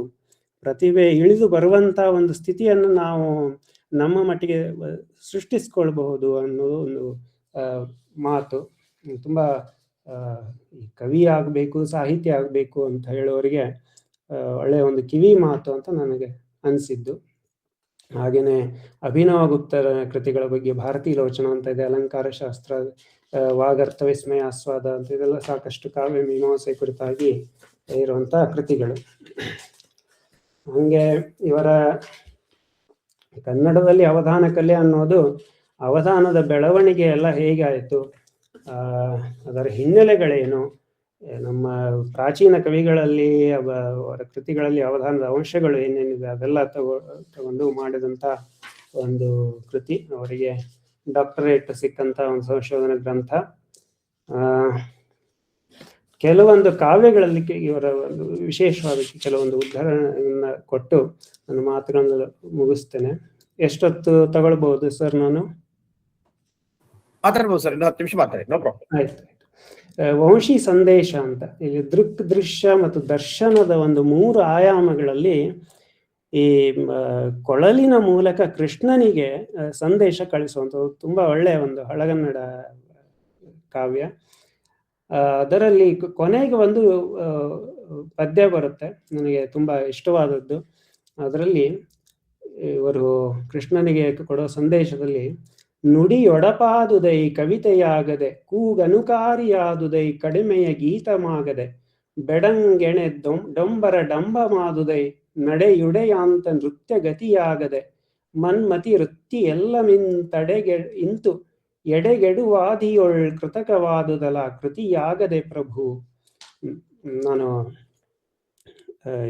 ಇದು ಪದ್ಯದ ಗತಿಯಲ್ಲಿದ್ರು, ಚಂಪಕಮಾಲೆ ಅನ್ನೋ ಗತಿಯಲ್ಲಿದ್ರು, ವೃತ್ತದಲ್ಲಿದ್ರು ನನಗೆ ಇದನ್ನ ನೋಡಿದ ತಕ್ಷಣ ಯಾವುದೋ ಅಕ್ಕಮಹಾದೇವಿ ಏದೋ ವಲ್ಲಮರದೋ ಏದೋ ಬಸವಣ್ಣನವ್ರದ್ದು ವಚನ ಅದರ ಶೈಲಿ ಆಯ್ತು, ಆಮೇಲೆ ಅರ್ಥನೂ ಕೂಡ ಅದೇ ಸ್ಫುರಿಸಿದ್ರಿಂದ ಹಂಗೆ ಓದಿದೆ. ನನ್ನ ನುಡಿ ಅನ್ನೋದು ಕವಿತೆ ಆಗ್ಲಿಲ್ಲ, ಸುಮ್ಮನೆ ಒಗಟಿನ ಥರ ಆಗಿ ಹೋಯ್ತು, ಏನೇನೋ ಮಾತಾಡ್ತೇನೆ ಅರ್ಥವಾಗದೆ. ಆ ಕೂಗು ಅನ್ನೋದು ಸುಮ್ಮನೆ ಗದ್ದಲ ಆಯ್ತು, ಗೀತ ಆಗ್ಲಿಲ್ಲ ಅಂತ. ಆಮೇಲೆ ನನ್ನ ಇದೇನು ಬೆಡಗು ಭಿನ್ನಾಣ ನಡೆ ನುಡಿ ಏನಿದೆ ಅದು ಒಂದು ನರ್ತನ ಆಗ್ಬೇಕಾಗಿತ್ತು, ಆದ್ರೆ ಸುಮ್ಮನೆ ಒಂದು ಡಂಬ ಆಯ್ತು, ಡಂಬರಾಟ ಆಯ್ತು. ನನ್ನ ಮನಸ್ಸಿನ ವೃತ್ತಿ ಅನ್ನೋದೆಲ್ಲ ಒಂದು ವ್ಯಾಧಿಯ ತರ ಆಗಿಬಿಟ್ಟಿದೆ, ಕೃತಕವಾಗಿದೆ, ಒಂದು ಕೃತಿ ಆಗ್ಲಿಲ್ಲ ಪ್ರಭು ಅಂತ ಕೇಳ್ಕೊಳ್ಳೋದು. ಇದರಲ್ಲಿ ನೋಡಿ, ಈ ಒಂದು ಚಿಕ್ಕದ ಪದ್ಯದಲ್ಲಿ ಎಲ್ಲ ಈ ಕಲಾ ಮೀಮಾಂಸೆ, ಕಾವ್ಯ ಮೀಮಾಂಸೆಗಳೆಲ್ಲ ಇಡೀ ಒಂದು ಸಾರವೇ ಅಡಗಿಬಿಟ್ಟಿದೆ. ಮಾತು ಹೇಗಿರಬೇಕು ಅದು ಅಂದ್ರೆ ಕವಿತೆ ಹೇಗಿರಬೇಕು, ಅದು ಸುಮ್ಮನೆ ಒಗಟಾಗಬಾರ್ದು. ಏನೋ ಒಂದು ಈಗ ಸಾಕಷ್ಟು ನವ್ಯರಲ್ಲಿ ನಾವು ಕಾಣುವಂಥದ್ದು ಏನೋ ಹೇಳ್ತಾರೆ, ಅದನ್ನು ತಲೆ ಕೆರ್ಕೊಂಡು ಅರ್ಥ, ಅದು ಅಭಿಧ ವೃತ್ತಿ, ಅದು ಅದೇ ಅರ್ಥವಾಗೋದಿಲ್ಲ, ಏನು ಹೇಳ್ತಾ ಇದ್ದಾರೆ ಅಂತಲೇನೆ ಅದು ಒಗಟಿನ ಥರ ಆಗಿಬಿಡುತ್ತೆ. ಸೊ ಅದು ಆಗಬಾರ್ದು, ಅದು ಧ್ವನಿಶೀಲವಾಗಬೇಕು, ರಸವನ್ನು ಕೊಡುವಂಥದ್ದಾಗಿರ್ಬೇಕು, ಅದು ಮುಖ್ಯ. ನಾನು ಹೇಳಿದ್ದೆ ನಿಮಗೆ ಅರ್ಥ ಆಗ್ತಿಲ್ಲ ಅನ್ನೋದೇ ಒಂದು ಹೆಮ್ಮೆಯ ಒಂದು ಮಾತಾಗಬಾರ್ದು ಅನ್ನೋದೊಂದು.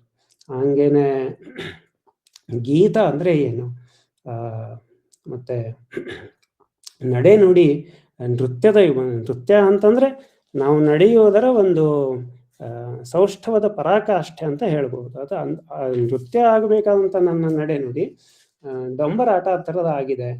ಹಾಗೇನೆ ಕೃತಿ ಆಗ್ಬೇಕು, ನಾವು ನಾಡಿದ್ದು ಒಂದು ಕೃತಿ ಆಗ್ಬೇಕು ಹೊರತು ಕೃತಕ ಅಂತ ಅನಿಸ್ಬಾರ್ದು. ಜಗತ್ತಿನ ಇವನು ಏನ್ ಮಾಡ್ತಿದ್ದಾನೆ ಇದು ಅಂತ ನಗೆಪಾಟ್ಲಿಗೆ ಆಗ್ಬಾರ್ದು ಅನ್ನೋದು. ಇಂಥದೆಲ್ಲ ಜೀವನ ಮೀಮಾಂಸೆ ಕೂಡ ಇಲ್ಲಿ ಇದೆ. ಇನ್ನ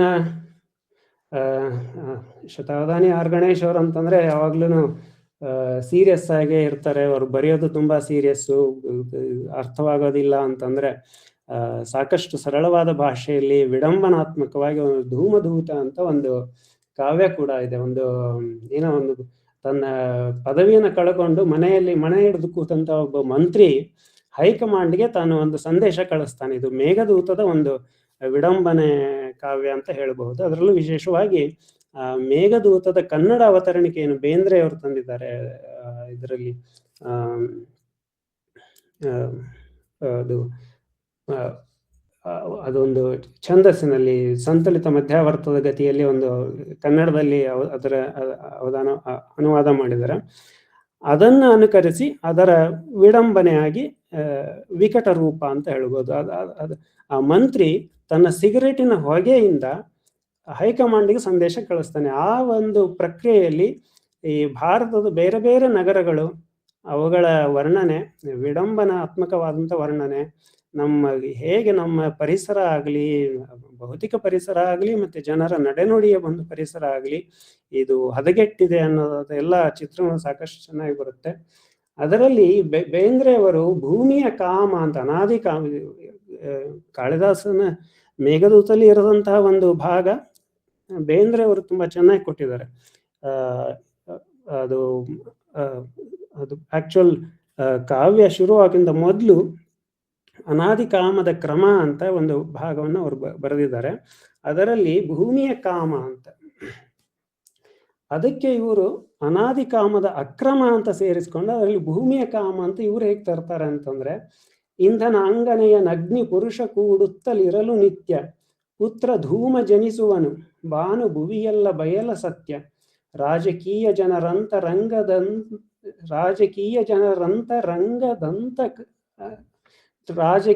ಜನರಂತರಂಗದಂತತಿ ಕರಾಳ ಗಾತ್ರ, ಭಾರತೀಯ ಮತದಾರರ ಆಶೆಗಳ ಹಾಗೆ ಶೂನ್ಯ ಮಾತ್ರ. ಈ ಇಂಧನ ಅನ್ನುವಂತ ಅಂಗನೆಯ ಜೊತೆ ಅಗ್ನಿಪುರುಷ ಬೆಂಕಿ ಕೂಡಿಕೊಂಡು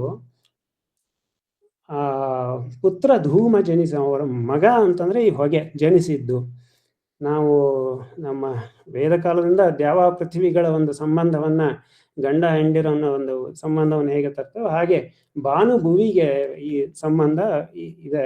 ಅದರಲ್ಲಿ ಇವರು ಇಂಧನ ಅಂಗನೆ ಮತ್ತು ಅಗ್ನಿ ಪುರುಷರ ಸಂಬಂಧದಲ್ಲಿ ಧೂಮ ಅನ್ನುವಂಥ ಹೊಗೆ ಅನ್ನುವಂಥ ಮಗ ಹುಟ್ಟಿದ. ಅವನ ಗಾತ್ರ, ಶರೀರ ಆಕಾರ ಹೇಗಿದೆ ಅಂತಂದ್ರೆ ರಾಜಕೀಯದ ಜನರ ಅಂತರಂಗದ ಹಾಗೆ ಕರಾಳವಾಗಿದೆ. ಮತ್ತೆ ಆ ಶರೀರದಲ್ಲಿ ಏನಿರುತ್ತೆ, ಹೊಗೆಯಲ್ಲಿ ಏನೂ ಇರೋದಿಲ್ಲ, ಅದು ಸುಮ್ಮನೆ ಪೊಳ್ಳು. ಅದು ಭಾರತೀಯ ಮತದಾರರ ಒಂದು ಆಶೆಗಳ ಹಾಗೆ ಪೊಳ್ಳಾಗಿರುತ್ತೆ. ಅಂದ್ರೆ ಅವರು ಯಾವುದೇ ಒಂದು ದೂರದೃಷ್ಟಿಯನ್ನು ಇಟ್ಕೊಳ್ಳದೇನೆ ಮತ ಹಾಕ್ತಾರಲ್ಲ, ಅಂತ ಒಂದು ಪೊಳ್ಳಾದ ಒಂದು ಆಶೆಯನ್ನು ಹೊಂದಿರೋರು ಅಂತೇಳಿ. ಮತ್ತೆ ಇದೇ ಒಂದು ಸಂತುಲಿತ ಮಧ್ಯಾವರ್ತ ಗತಿಯಲ್ಲಿ ಗುರು ಲಘು ವ್ಯತ್ಯಾಸದಿಂದ ಎಂತ ಒಂದು ಒಳ್ಳೆ ಎಫೆಕ್ಟ್ ಬರುವಂತ, ಪರಿಣಾಮ ಬರುವಂತ ಪದ್ಯ. ಸುಮ್ಮನೆ ಅದರದ್ದು ಗತಿ ಸಂಬಂಧ ಓದ್ತೇನೆ. ಚೆನ್ನೈ ನಗರದ ಒಂದು ವರ್ಣನೆ, ಕಟೌಟ್ ಕಲ್ಚರಿನ ಗೆಟೌಟ್ ವಲ್ಚರಿನ ಕಟಾಹಕ್ಕೆ ತವರು, ಸದಾ ಜಾತಿಗಳ ವೃಥಾ ನೀತಿಗಳ ಕಥಾ ಕಲಹದುಸುರು, ಇಲ್ಲಿ ಬೆಂದು ಬಂದರಿನ ಬಳಿಯ ಬಿರ್ದೂಟ ಮುಗಿಸಿ ತೇಗು, ಮುಷ್ಕರಿಗಳು ಸುಟ್ಟಲ್ಲಿ ಸಾಗಿ ಪಟ್ಟಾಗಿ ಗಿಟ್ಟಿಸೇಗು. ಮತ್ತೆ ನಮ್ಮ ಗಾಂಧಿ MG ರೋಡ್, ಅದ್ರ ಬಗ್ಗೆ ಒಂದು ಪದ್ಯ ಬರುತ್ತೆ. ಸನಿಹದಲ್ಲಿಯೇ ಗಾಂಧಿ ಮಾರ್ಗ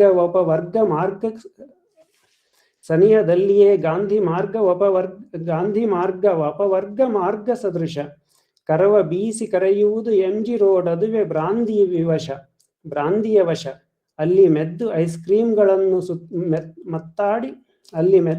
ಕ್ರೀಮ್ಗಳನ್ನು ಮತ್ತಾಡಿ ವಿಡಿಯೋ ಗೇಮು, ಪಲ್ಲವಾಧರೆಯಲ್ಲಿ ಶಿಳ್ಳು ಹೊಡೆದೇಗು ನೀಗಿ ಜೋಮು.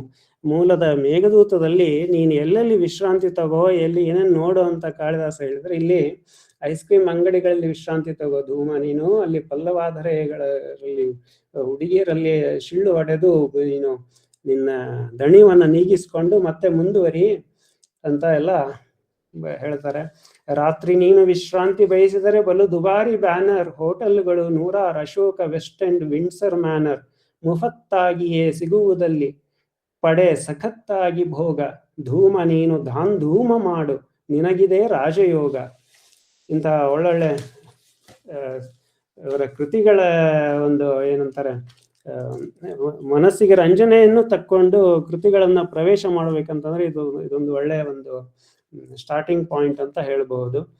ಧೂಮದೂತ ಹಾಗೇನೆ ನನಗೆ ಇನ್ನೂ ಇನ್ನೊಂದೆರಡು ನನಗೆ ತುಂಬಾ ಇಷ್ಟವಾದ ಕೆಲವೊಂದು ಕವಿತೆಗಳು, ಪದ್ಯಗಳು ಯೌಗಂಧರಮ್ಮಲ್ಲಿ ಈ ಸಹಕರ್ತೃತ್ವವಾಗಿ ಅಂದ್ರೆ BN ಶಶಿಕಿರಣ್ ಅವರ ಜೊತೆ ಸೇರ್ಕೊಂಡು ಬರೆದಂತ ಒಂದು ಕಾವ್ಯ ರಾಮಾನುರಾಗಾನಲಂ ಅಂತ. ಸೀತೆಯನ್ನ ಬಿಟ್ಟಾದ ಮೇಲೆ ರಾಮ ಹೇಗೆ ಎಷ್ಟೊಂದು ನೊಂದುಕೊಂಡ, ಲಕ್ಷ್ಮಣ ಕೂಡ ಹೋದ್ಮೇಲೆ ಅದಾದ್ಮೇಲೆ ಕೊನೆಗೆ ರಾಮನ ನಿರ್ಯಾಣ ಆಗಿದ್ದು, ಆ ಭಾಗಗಳನ್ನು ತುಂಬಾ ಕರುಣಾರ್ದ್ರವಾಗಿ ಮನೋಹರವಾಗಿ ಚಿತ್ರಿಸಿದ್ದಾರೆ. ಅದರಲ್ಲಿ ಕೆಲವು ಪದ್ಯಗಳನ್ನು ಓದಿ ನನ್ನ ಮಾತನ್ನು ಮುಗಿಸ್ತೇನೆ. ಈ ಯಾಗಶಾಲೆಗೆ ವಾಲ್ಮೀಕಿಗಳು ಸೀತೆಯನ್ನ ಕರ್ಕೊಂಡು ಬಂದಿರ್ತಾರಲ್ಲ. ಸೊ ಆ ಸೀತೆ ಹೇಗ್ ಬಂದ್ಲು ಅಂತ, ದೇಹಾನ್ವಿತೇನ ಕವಿತಾ, ಇದು ಸಂಸ್ಕೃತದಲ್ಲಿ, ದೇಹಾನ್ವಿತೇವ ಕವಿತಾ ಮುನಿಪುಂಗವಸ್ಯ ಸೀತಾ ಆಜಗಾಮ ರಘುನಾಯಕ ಯಾಗಶಾಲಾಂ ಅದ್ರಾಕ್ಷುರಕ್ಷತ ಚರಿತ್ರವತೀಂ ಅಯೋಧ್ಯಾ ಪುರಃ ಪ್ರಕಟಿತಾಂ ನಿಜಸಾಕ್ಷಿ ಕಲ್ಪಾಂ ಅಂತ. ಅಷ್ಟೊತ್ತಿಗಾಗ್ಲೇ ವಾಲ್ಮೀಕಿಗಳು ರಾಮಾಯಣವನ್ನು ಬರೆದು ಮುಗಿಸಿದ್ರು ಅಲ್ಲಿ ತನಕ, ಅಥವಾ ಮುಂದಿನ ಬರ್ತಿರೋ ಗೊತ್ತಿಲ್ಲ. ಅದರಲ್ಲಿ ಮುನಿಪುಂಗವನ ಕವಿತೆಯೇ ಮೈವೆತ್ತು ಬಂದಂತೆ ಸೀತೆ ಬಂದ್ಲು ಅಂತ. ಇಡೀ ರಾಮಾಯಣದ ಸಾರ, ಅದರ ಸ್ವಾರಸ್ಯ ಇರೋದೇನೆ ಸೀತೆಯಲ್ಲಿ ಬಿಂಬಿಸಿದ್ದಾರೆ ಅನ್ನುವಂಥ ದೃಷ್ಟಿ ಇಲ್ಲಿದೆ. ರಘುನಾಯಕನ ಅಂದ್ರೆ ರಾಮನ ಒಂದು ಯಾಗಶಾಲೆಗೆ ಬಂದ್ಲು. ಈ ಅಯೋಧ್ಯೆಯ ಜನರೆಲ್ಲ ಅವಳತ್ತ ನೋಡಿದ್ದು ಹೇಗಿತ್ತು ಅಂತಂದ್ರೆ, ತಾವು ಕಳೆದುಕೊಂಡಂತಹ ಒಂದು ಮನಸ್ಸಾಕ್ಷಿ, ಅವರಿಗೆ ಆತ್ಮಸಾಕ್ಷಿ ಅನ್ನೋದೇ ಕಳೆದು ಹೋಗಿತ್ತು. ಅದಕ್ಕಾಗೇನೆ ಅವ್ರು ಸೀತೆಯ ಮೇಲೆ ಅಪವಾದ ಎಲ್ಲ ಹೇರಿಸಿದ್ದು, ರಾಮನ ಬಗ್ಗೆ ಕೀಳಾಗಿ ಮಾತಾಡಿದ್ದುದೆಲ್ಲ ಅಂಥ ಒಂದು ಆತ್ಮಸಾಕ್ಷಿಯೇ ಎದುರಿಗೆ ಪ್ರಕಟವಾಯಿತೇನೋ ಅನ್ನುವಂಥ ಒಂದು ಶುದ್ಧವಾದ ಚಾರಿತ್ರಗಳಂತ ಸೀತೆ ಬಂದ್ಲು. ಮುಂದೆ ರಾಮ ಸೀತೆಗೆ ಮತ್ತೆ ಪರೀಕ್ಷೆ ತಗೊಳ್ಳಕ್ಕೆ, ಈಗ ಲಂಕೆಯಲ್ಲಿ ಒಮ್ಮೆ ಅಗ್ನಿ ಪರೀಕ್ಷೆ ಆಗಿತ್ತು, ಈಗ ಎರಡನೇ ಮತ್ತೆ ಪರೀಕ್ಷೆ ತಗೊಳ್ಳೋದಕ್ಕೆ ಹೇಳ್ತಾನೆ. ಅದು ಹೇಳಿದ್ದು ರೀತಿ ಹೇಗಿದೆ ಅಂತಂದ್ರೆ, ಅವನಿಗೆ ಸೀತೆ ಕಡೆಗೆ ನೇರವಾಗಿ ನೋಡೋದಕ್ಕೆ ಆಗ್ತಿಲ್ಲ. ಅದು ನಾಚಿಕೆಯೋ ಅಥವಾ ಒಟ್ಟಲ್ಲಿ ಸಂಕೋಚ, ಒಟ್ಟಲ್ಲಿ ಅವನಿಗೆ ಮನಸ್ಸಿಲ್ಲ ಅಂತಂದ್ರೂ ಪ್ರಜೆಗಳ ಒಂದು ದೃಷ್ಟಿಯಿಂದ ಅವನಿಗೆ ಪರೀಕ್ಷೆ ತಗೊಳಕ್ ಹೇಳಬೇಕಾಗಿದೆ. ಅವಳಿಗೆ ಹೇಳ್ತಿದ್ದಾನೆ. ಅದು ಹೇಗೆ ಹೇಳ್ತಿದ್ದಾನೆ ಅಂದ್ರೆ, ಜಾಂಬೂನದ ಪ್ರತಿಕೃತವು ಪ್ರತಿಬಿಂಬಿತಾನ್ಸ್ತಾನ್ ವೈತಾನ ವನ್ನಿವಲಯಾನ್ ಅವಲೋಕ್ಯ ರಾಜ ಹೋಮೀಯ ಧೂಮ ವಲಿತಾನ್ ಅನವೇಕ್ಷ ಪತ್ನೀಂ ವಲಿತಾಂ ಹೋಮೀಯ ಧೂಮ ವಲಿತಾಂ ಅನವೇಕ್ಷ ಪತ್ನೀಂ ದಿವ್ಯಾಯ ಹವ್ಯಚರಿತಾಂ ವಿಧಿನಾ ಆದಿತೇಶ. ಅವನು ಯಾಗಕ್ಕೆ ಕುತ್ಕೊಂಡಿದ್ದು, ಅವನ ಪಕ್ಕದಲ್ಲಿ ಸುವರ್ಣ ಸೀತೆ ಇದೆ, ವಿಗ್ರಹ ಇದೆ. ಆ ಸುವರ್ಣ ಸೀತೆ ವಿಗ್ರಹದಲ್ಲಿ ಯಾಗದ ಬೆಂಕಿಯ ಜ್ವಾಲೆಗಳು ಪ್ರತಿಬಿಂಬಿಸ್ತಾ ಇವೆ. ಇವನು ನೋಡ್ತಾ ಇರೋದು ಸುವರ್ಣ ಸೀತೆಯನ್ನ, ಅದರಲ್ಲಿ ಪ್ರತಿಬಿಂಬಿಸುವ ಜ್ವಾಲೆಗಳನ್ನು ನೋಡ್ತಾ ಎದುರಿಗೆ ನಿಂತಂತ ಪತ್ನಿಯನ್ನು ನೋಡ್ತಾ ಇಲ್ಲ. ಆ ಪತ್ನಿ ಹೇಗಿದ್ದಾಳೆ ಅಂತಂದ್ರೆ, ಸಾಕ್ಷಾತ್ತಾಗಿ ಅವಳೇ ಹೋಮ ಧೂಮದ ಇಂದ ಸಾಕಷ್ಟು ಸೊರಗಿದ್ದಾಳೆ ಅನ್ನುವ ಅಂತ ಒಂದು ಕಲ್ಪನೆ. ಅವಳ ಮುನಿಗಳ ಆಶ್ರಮದಲ್ಲಿರ್ಬೋದು ಅಥವಾ ಇಲ್ಲೇನೋ ಹೋಮದ ಮುಂದೆ ನಿಂತಿರ್ಬೋದು. ಆ ಹೊಗೆಗೆ ಕಪ್ಪಿಟ್ಟಂತಹ ಪತ್ನಿಯನ್ನು ನೋಡ್ದೇನೆ ಅವಳು ಹವ್ಯಚರಿತಾಂ, ಯಜ್ಞದಲ್ಲಿ ಹವ್ಯ ಏನು ಹಾಕ್ತಾರಲ್ಲ, ದೇವತೆಗಳಿಗೆ ಸಲ್ಲುವಂಥದ್ದು, ಅಷ್ಟೊಂದು ಪವಿತ್ರವಾದದ್ದು ಅಂತಹ ಒಂದು ನಡತೆಯುಳ್ಳಂತಹ ಸೀತೆ. ಅವಳನ್ನು ನೋಡ್ದೇನೆ ಅಂದ್ರೆ, ಅವಳನ್ನು ನೋಡಿದ್ರೆ ಅವನಿಗೆ ಒಂದು ಮಟ್ಟಕ್ಕೆ ಅವಳ ಬಗ್ಗೆ ಏನು ಬೇರೆ ಒಂದು ಕನಿಷ್ಠ ಪಕ್ಷ ಪ್ರಜೆಗಳ ದೃಷ್ಟಿಯಿಂದಲ್ಲ ಆದ್ರೂ ಅವಳ ಬಗ್ಗೆ ಒಂದು ಸಹಾನುಭೂತಿ ಮೂಡಿರೋದೇನೋ. ಆದ್ರೆ ತನ್ನ ಆದರ್ಶವನ್ನೇ ಹೆಚ್ಚಾಗಿ ಈ ಬೆಂಕಿಯ ಜ್ವಾಲೆಗಳು ಬಂಗಾರದ ಪುತ್ಥಳಿಯಲ್ಲಿ ಏನು ಪ್ರತಿಬಿಂಬಿಸ್ತಾ ಇವೆ ಅದರ ಕಡೆ ನೋಡ್ತಾನೆ. ಅವಳಿಗೆ ಮತ್ತೆ ಪರೀಕ್ಷೆ ತಗೊಳ್ಳಕ್ಕೆ, ಅಗ್ನಿ ಪರೀಕ್ಷೆ ತಗೊಳ್ಳೋದಿಕ್ಕೆ ಆದೇಶವನ್ನ ಕೊಟ್ಟ. ಇಲ್ಲಿ ರಾಜ ಅಂತ, ಇಲ್ಲಿ ರಾಮ ಅಂತ ಹಾಕ್ಬೋದಿತ್ತು ಛಂದಸ್ಸಿನಲ್ಲಿ, ಆದ್ರೆ ರಾಜ ಅಂತ ಹಾಕಿದ್ದು. ರಾಮ ಆಗಿದ್ರೆ ಸೀತೆಗೆ ಮಾತ್ರ ರಾಮ, ಆದ್ರೆ ರಾಜ ಅನ್ನೋದು ಇಡೀ ಒಂದು ಅಯೋಧ್ಯೆಗೆ ಸಂಬಂಧಪಟ್ಟವನು, ರಾಜತ್ವಕ್ಕೆ ಸಂಬಂಧಪಟ್ಟವನು ಅಂತ ಧ್ವನಿಪೂರ್ಣವಾಗಿ ಹೇಳಿದೆ. ಮತ್ತೆ ಕೊನೆಗೆ ಲಕ್ಷ್ಮಣ ಚಿಂತಿಸೋದು ಒಂದು ಪದ್ಯ ಇದೆ. ಕಾವ್ಯೋಚಿತ ಜನಕಜ ರಘುರಾಮಯೋರ್ಯ ಪ್ರೇಮಾನುಭೂತಿ ರಮಲ ಮತಿ ಸಾತ್ಕೃತಾಸ ಪ್ರಕ್ಷಿಪ್ತ ಪದ್ಯಪಟಲೈರವಿಹ ಸದೋಷೈಃ ಖಿನ್ನೋऽಭವತ್ ಕುಕವಿನಾ ವಿಧಿನಾ ಹತೇತಿ. ಕಾವ್ಯೋಚಿತವಾದಂತಹ ಒಂದು ಸತ್ಕಾವ್ಯಕ್ಕೆ ಒಳಗಾಗುವಂತಹ ಇವರ ಕಥೆ, ರಾಮ ಸೀತೆಯರ ಕಥೆ ಇದೇನಾಗಿಬಿಟ್ಟಿತ್ತು ಅಂತಂದ್ರೆ, ವಿಧಿ ಅನ್ನುವಂತಹ, ನಾವು ಕೆಟ್ಟ ಹಣೆ ಬರ ಅಥವಾ ವಿಧಿ ಅಂತ ಏನು ಹೇಳ್ತೇವೆ, ಆ ವಿಧಿ ಅನ್ನುವಂತಹ ಒಂದು ಕುಕವಿ ಅದಕ್ಕೆ ಪ್ರಕ್ಷೇಪ ಮಾಡಿಬಿಟ್ಟಿದ್ದಾನೆ, ತನ್ನದೇ ಒಂದಿಷ್ಟು ಭಾಗವನ್ನು ಸೇರಿಸಿ ಅದನ್ನ ಕೆಡಿಸಿಬಿಟ್ಟಿದ್ದಾನೆ ಅನ್ನೋ ಥರ ಈ ರಾಮ ಸೀತೆಯನ್ನ ಬಿಟ್ಟು, ಸೀತೆ ಭೂಮಿಗೆ ಸೇರಿ ಹೋದ ಮೇಲೆ ರಾಮನ ಪರಿಸ್ಥಿತಿಯನ್ನೆಲ್ಲ ನೋಡಿಕೊಂಡು ಲಕ್ಷ್ಮಣ ಕೊರಗುವಂಥದ್ದು ತುಂಬಾ ಆರ್ದ್ರವಾದಂಥ ಕೆಲವೊಂದು ಇನ್ನೂ ಎಷ್ಟೋ ಪದ್ಯಗಳದ್ದು ಇವೆ, ನಾನು ಬಿಟ್ಟಿದ್ದೇನೆ. ಇದು ಅಲ್ಲದೇನೆ ಬೇರೆ ಋತು ಕಲ್ಯಾಣಂ ಅಂತ ಒಂದು ಬೆಂಗಳೂರಿನಲ್ಲಿ ಋತುಗಳ ಬಗ್ಗೆ ಸಾಕಷ್ಟು, ಈ ಕಾಳಿದಾಸ ಈಗ ಋತು ಸಂಹಾರ ಬರೆದಿದ್ದಾನು, ಹಾಗೇನೆ ಬೆಂಗಳೂರಿನಲ್ಲಿ ಋತು ಕಲ್ಯಾಣಂ ಅಂತ, ಬೆಂಗಳೂರಿಗೆ ಕಲ್ಯಾಣ ನಗರಿ ಅಂತ ಹೇಳ್ತಾರಲ್ಲ, ಋತು ಕಲ್ಯಾಣಂ ಅಂತ ಇದೆ. ಆಮೇಲೆ ವನಿತಾ ಕವಿತೋತ್ಸವ ಅಂತ ಇದೆ, ವೈಫಲ್ಯ ಫಲಂ, ಇದು ಮೇನಕೆ ವಿಶ್ವಾಮಿತ್ರರ ಒಂದು ಕತೆ. ಅಗ್ರಾಮ್ಯಂ, ಹಳ್ಳಿಗಳ ಬಗ್ಗೆನೇ ಒಂದು ಇದೆ. ಪ್ರತಿಭಾದೂತಂ ಅಂತ, ಪ್ರತಿಭೆಯನ್ನೇ ಒಂದು ದೂತಿಯನ್ನಾಗಿ ಮಾಡಿಕೊಂಡು ಕಾಳಿದಾಸನಿಗೆ ಸಂದೇಶ ಕಳಿಸುವಂತ ಒಂದು ಕಾವ್ಯ ಸಂಸ್ಕೃತದಲ್ಲಿ ಇರೋದು. ಇದಲ್ದೇನೆ ಸಾಮಾನ್ಯ ಧರ್ಮ ಮತ್ತೆ ಸಾಕಷ್ಟು ಬೇರೆ ಷಡ್ದರ್ಶನ ಸಂಗ್ರಹ ಇದೆ. ಶಿವರಾಮಕೃಷ್ಣ ಅಂತ ಒಂದು ಒಳ್ಳೆ ಒಂದು ಕೃತಿ, ಆಧ್ಯಾತ್ಮಿಕ ಮೌಲ್ಯಗಳು, ಕುಟುಂಬ ಮೌಲ್ಯಗಳು, ಸಮಾಜ ಮೌಲ್ಯಗಳು, ಈ ಮೂರು ಆಯಾಮಗಳಲ್ಲಿ ಶಿವರಾಮಕೃಷ್ಣರನ್ನ ನೋಡುವಂತ ಒಂದು ಬಗೆ ಇದೆಲ್ಲ ಇದೆ. ವ್ಯಕ್ತಿ ಚಿತ್ರ, ಜೀವನ ಚರಿತ್ರೆಗಳು ಸಾಕಷ್ಟು ಇದು. ಮತ್ತೆ ನಾನು ವಿವರಣೆಗೆ ಅಂತ ಇಟ್ಕೊಂಡಿದ್ದೆ ಮಣ್ಣಿನ ಕನಸು, ಇಲ್ಲ ಟೈಮ್ ಆಯ್ತು, ಅದನ್ನೇನು ಜಾಸ್ತಿ ನೋಡೋದಿಲ್ಲ, ಮತ್ತೆ ಅವಕಾಶ ಸಿಕ್ಕರೆ ಮತ್ತೆ ನೋಡೋಣ. ಇದರಲ್ಲಿ ನಾನು ಮಾತು ಮುಗಿಸೋಕ್ಕಿಂತ ಮುಂಚೆಗೆ ಇದ್ರ ಸಂಬಂಧನೇ ಸಾಕಷ್ಟು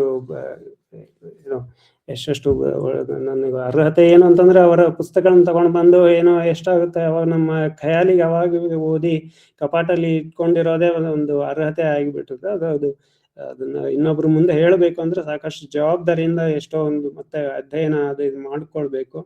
ಮತ್ತೆ ಈಗ ಒಂಥರ ಅದು ಏನಾಗುತ್ತೆ ಅಂತಂದ್ರೆ, ಹಿಮಾಲಯ ನೋಡ್ಕೊಂಡು ಬಂದು ನಿಮ್ಗೆ ಹೇಳ್ತೇನೆ ಅಂತಂದ್ರೆ ನಾನೇ ಒಬ್ನು ಹಿಮಾಲಯ ನೋಡೋದಕ್ಕಾಗಲ್ಲ, ಅದಕ್ಕೆ ಒಂದು ಗೈಡ್ ಅದೆಲ್ಲ ಬೇಕಾಗುತ್ತೆ. ಏನು ಎಲ್ಲಿ ದಾರಿ ತೋರಿಸೋದು, ಅದೇ ಬೇಲೂರು ಹಳೆಬೀಡಿಗೆ ಹೋದಾಗ ನಾವು ನೋಡಿದ್ರೆ ಏನು ಗೊತ್ತಾಗೋದಿಲ್ಲ, ಗೈಡ್ ಇರ್ತಾರೆ ಎಲ್ಲ ಸ್ವಾರಸ್ಯಗಳನ್ನು ಹೇಳೋರು ಅಂತ ಒಂದು ನಿಕಟವಾದಂತ ಒಂದು ಒಡನಾಟ ಇಟ್ಕೊಂಡಿರೋಂಥ BN ಶಶಿಕಿರಣ್ ಅವರು ಸಾಕಷ್ಟು ನನಗೆ ಸಹಾಯ ಮಾಡಿದ್ರು ಇದರಲ್ಲಿ. ಹಾಗೇನೆ ಗಣೇಶ್ ಭಟ್ ಕೊಪ್ಪಲ್ ತೋಟ ಅಂತ, ಮಂಜುನಾಥ್ ಹೆಗಡೆ ತಮ್ಮದೇ ಒಂದು ಸಾಕಷ್ಟು ಕೆಲವೊಂದು ಸಹಾಯ ಕೂಡ ಮಾಡಿದ್ರು. ಎಲ್ರಿಗೂ ಕೃತಜ್ಞತೆ ಸಲ್ಲಿಸಿ ತಮಗೂ ಎಲ್ರಿಗೂ ಮತ್ತೆ ಅವಕಾಶಕ್ಕೆ ಧನ್ಯವಾದಗಳನ್ನ ಹೇಳ್ತಾ ಮಾತು ಮುಗಿಸ್ತೇನೆ.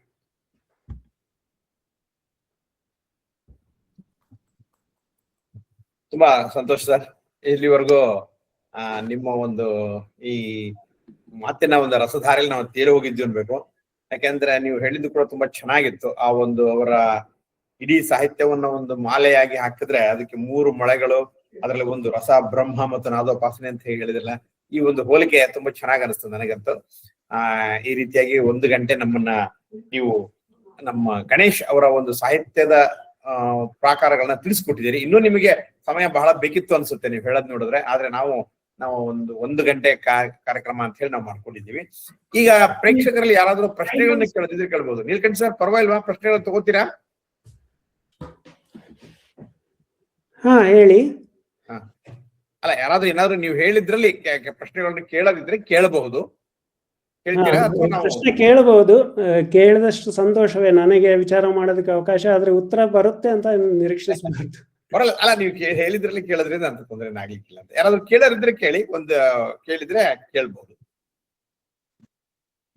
ನಮಸ್ಕಾರ, ನಾನ್ ಮಾತಾಡ್ಬೋದಾ? ಮಾತಾಡಿ. ನೀಲಕಂಠರು ನನ್ಗೆ ಹಳೆ ಸ್ನೇಹಿತರು. ನಾನು ನಿಮ್ಮ ಈ ಗುಂಪಿನಲ್ಲಿ ಇಲ್ಲ, ನಾನು ಗಣೇಶ್ ಅವರ ಗುಂಪಿನಲ್ಲಿ ಹಿರಿಯ ಸದಸ್ಯೆ. ನೀಲಕಂಠರು ಆಮೇಲೆ ಬಂದವರು, ಗಾಯತ್ರಿ ಅವರು ಅಂತ. ಏನಂದ್ರೆ ತುಂಬಾ ಸಂತೋಷ, ನೀಲಕಂಠರು ಗಣೇಶ್ ಬಗ್ಗೆ ಮಾತಾಡೋದು ತುಂಬಾ ಚೆನ್ನಾಗಿತ್ತು. ಏನಂದ್ರೆ 1-2 ಪಾಯಿಂಟ್ ನೀಲಕಂಠರಿಗೆ ಹೇಳ್ಬೋದಾಗಿ ಅವರು ಲಿಸ್ಟ್ ಅಲ್ಲಿ ಬರ್ಕೊಂಡಿದ್ರೇನೋ. ಗಣೇಶರು ಪಾಶ್ಚಾತ್ಯ ಕಾವ್ಯಗಳ ಬಗ್ಗೆ ಮಾತಾಡಿದ್ದಾರೆ, ಮಹಾಕಾವ್ಯಗಳ ಬಗ್ಗೆ. ಎಲ್ಲಾ ಮಹಾಕಾವ್ಯಗಳು ಹೋಮರ್ ಇಂದ ತಗೊಂಡು ಡಾಂಟೆ, ಆಮೇಲೆ ಮಿಲ್ಟನ್ನು, ಆಮೇಲೆ ಇನ್ನೊಬ್ರು ಯಾರು ವರ್ಜಿಲ್ ಅವ್ರ ಬಗ್ಗೆ, ಅದ್ರ ಬಗ್ಗೆ ಇದು ಗೋಖಲೆ ಇನ್ಸ್ಟಿಟ್ಯೂಟ್ ಅಲ್ಲೇ ಮಾತಾಡಿದ್ದಾರೆ. ಜೊತೆಗೆ ಇನ್ನೊಂದು ವಿಡಿಯೋ ಅರ್ಜುನ್ ಆನ್ ಭಾರದ್ವಾಜ್ ಮಾಡ್ಕೋಬಹುದಾ madam? Gayatri madam, video on ಮಾಡ್ಬೋದಾ? ನೀವು ವಿಡಿಯೋ ಇಲ್ಲ ಪರವಾಗಿಲ್ಲ, ಇಲ್ಲ ನಾನು ಆ ಸ್ಥಿತಿನಲ್ಲಿ ಇಲ್ಲ, ಬೆಳಗ್ಗೆಯಿಂದ ಮನೆ ಕ್ಲೀನಿಂಗ್ ನಡೀತಾ ಇದೆ.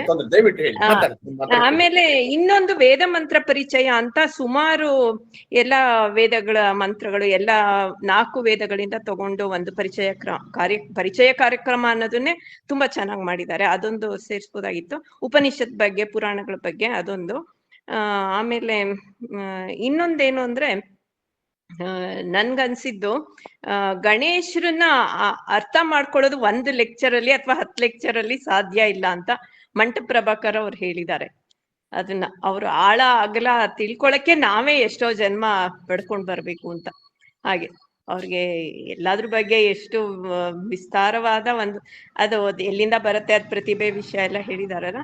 ಅಂದ್ರು ಅದೇ ಇಷ್ಟು ನನ್ಗೆ ಪಾಶ್ಚಾತ್ಯ ಮಹಾಕಾವ್ಯಗಳ ಬಗ್ಗೆ ಹೇಳಿರೋದು ತುಂಬಾ ಚೆನ್ನಾಗಿದೆ. ನೀವ್ ಯಾರು ಕೇಳಿರ್ಬೋದು, ಕೇಳಿಲ್ದೇ ಇದ್ರೆ ಕೇಳಿ, ತುಂಬಾ ಚೆನ್ನಾಗಿ ಅವ್ರಿಗೆ ಅದ್ರಲ್ಲೂ ಎಷ್ಟು ಒಳನೋಟಗಳಿದೆ ಅಂತ.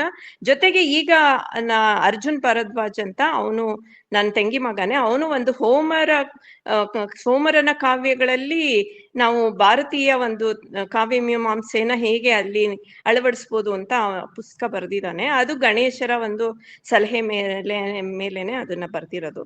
ಅದು ಅವ್ರದ್ದು ದೊಡ್ಡ ಅಂದ್ರೆ ಇಂಟರ್ನ್ಯಾಷನಲ್ ಲಿಟ್ರೇಚರ್ಗೆ ಇದು ಕಾಂಟ್ರಿಬ್ಯೂಷನ್ ಅವ್ರದ್ದು, ಹೋಮರ್ ಬಗ್ಗೆ ಅರ್ಜುನ್ ಅವ್ರು ಬರ್ತಿರೋದು. ಅದನ್ನ ಆಕ್ಚುಲಿ ನಾನ್ ಹೇಳ್ಬೇಕು ಅಂದ್ರೆ ಯುರೋಪ್ ಅಲ್ಲಿ ನಾನು ಅಲ್ಲಿ ಹೋಗಿ ನೋಡಿದೀನಿ, ಯೂನಿವರ್ಸಿಟೀಸ್ ಅಲ್ಲೆಲ್ಲ ಅದನ್ನ ಒಂದು ರೆಫರೆನ್ಸ್ ಟೆಕ್ಸ್ಟ್ ಆಗಿ ಇಟ್ಕೊಂಡಿದ್ದಾರೆ. ಗೊತ್ತು ಮಾಡೋದಕ್ಕೆ ಧನ್ಯವಾದಗಳು ಗಾಯತ್ರಿ ಅವರೇ.